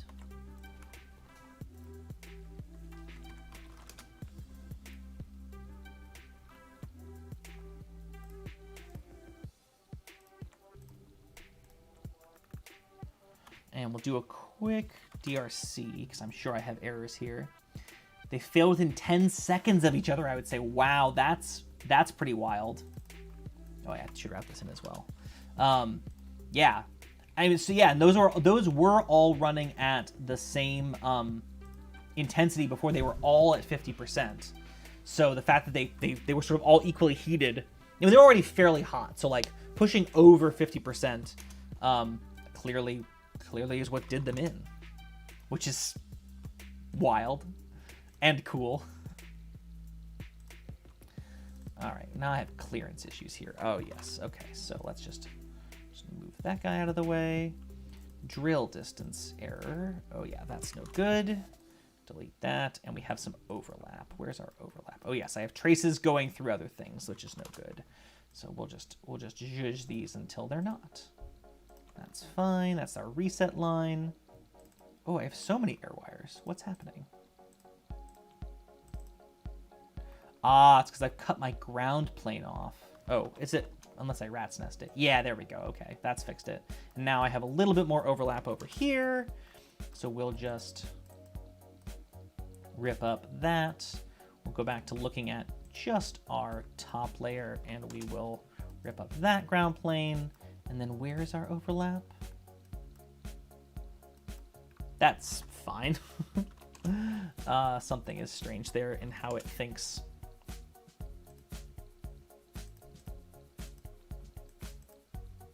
Yeah, I don't know what it thinks the error is there, but it's not actually overlapping with anything. Well, that was less painful than I thought it was going to be. So basically what you would see when you get this from me or wherever these things come from, is this resistor would be stuffed with whatever resistor makes this a 500 milliamp max setting, or maybe like 400 milliamps, because 500 was kind of our limit. And then you could say, but if you hey, on your own recognizance, replace that resistor, pop that resistor off, put your own through-hole resistor in here, or put a surface mount one in here, and you can change the current based on the datasheet for the AL8860. Cool. That's a good feature. Wow. Yeah. What a productive night. Like, I think this is really fun. So this part they were sort of basing things off from the TBR02R1 38104BE. I'll probably order some of. And I will also order some of this set from Amazon, the cheapy ones, and just see how closely they match up in size and tolerance. Probably pretty well. These things tend to be fairly standard, but that would be a good sign if the cheapy ones and the actual ones match up okay. And we'll get to building version 9.3. And maybe finishing out, I mean, it will have basically all of the same parts as 9.1. We will just need a different size hole in this body, which would be all right. Yeah, that would be totally easy. And maybe I'll think more about this and so on. I should say, so one thing I've been feeling recently is that, you know, I could work, clearly I and we could work on this forever. But I should try and get these files online, even if things aren't perfect, even if things are still in flux. I want to get these files out there into the world, so if anyone wants to try, you know, printing little things, printing the lights, or making their own, or experimenting on their own, or even if it's just, you know, put the servos in a light and hook them up directly to an Arduino and play around with them in that way, then they can have fun with that. So that's a goal of mine. So I'm not going to worry too much about getting like the remainder of the 3D printed part issue sorted out before I do that. The one thing I am going to correct is a thing that I've identified during the assembly today is, you remember I was having such trouble with the clearance on these yoke points where they attach to the servo. I have a solution to that, and that is to basically, and you can see I've done it manually here, is to make it a split yoke, so that when the screw pushes down in there, the yoke actually gets pressed apart just a little bit, and that maintains a tight fit, but also allows for a lot of slop in that tolerance. I did this with a razor blade. I'm going to make this a feature of the 3D printed part for version 9.3, because that seems to have worked really quite well. And then I want to get them out into the world just so people can see and enjoy. I'm also going to solder these guys back up and like get our old friend Unit 4 working here again, and do a little light show. Chris, I might be coming to you at some point and see if I can borrow a Nomad key and do like a little tiny light show of 4 lights and see how it is to actually queue with these things on a genuine lighting system, if you don't mind me borrowing something. Or if not, no worries, I will find one out in the universe from some good lighting nerds. But yeah, this has been a remarkably productive evening. We did good. I think this is a good place to call it. Thanks, y'all. Thank you for all the suggestions. I really mean it. I value your input and your mockery is always helpful. Keeps me humble and keeps me honest. But yeah, this is great. I'm excited to order version 9.3 and get it here and keep building more little lights. This is a ton of fun. Yeah, super cool. Thanks everybody. Thanks for hanging out on a Sunday night. I always enjoy being here. I hope you're all staying safe. I hope you're all, here in Chicago, starting tomorrow, we are at a stay-at-home advisory, not an order. I don't know why that is, but I'm not going anywhere. I'm going to work, but I'm not really going anywhere else. I hope you're also staying in and staying safe and keeping others safe and washing your hands and like just getting through what looks like it'll just be a few more months of this thing. Like let's buckle down and push through, and then we can come out the other side and we can all have that drink that we so badly need to have together. But in the meantime, please stay safe. Please go out and keep making the world a better place and doing nerdy things. Like, comment, subscribe. If you can find me, if you want to ask questions, find me on Twitter at JeffersGlass is where I live. I'm on there a lot, so feel free to ask questions. And I like all of you nerds a lot. You're all good people. And I will see you next Sunday night for more talking about Python programming and Raspberry Pi. What will that entail? Not quite sure, but we'll see you there. Have a great week. Have a great weekend, and I'll talk to you soon. Thanks, everybody. Bye.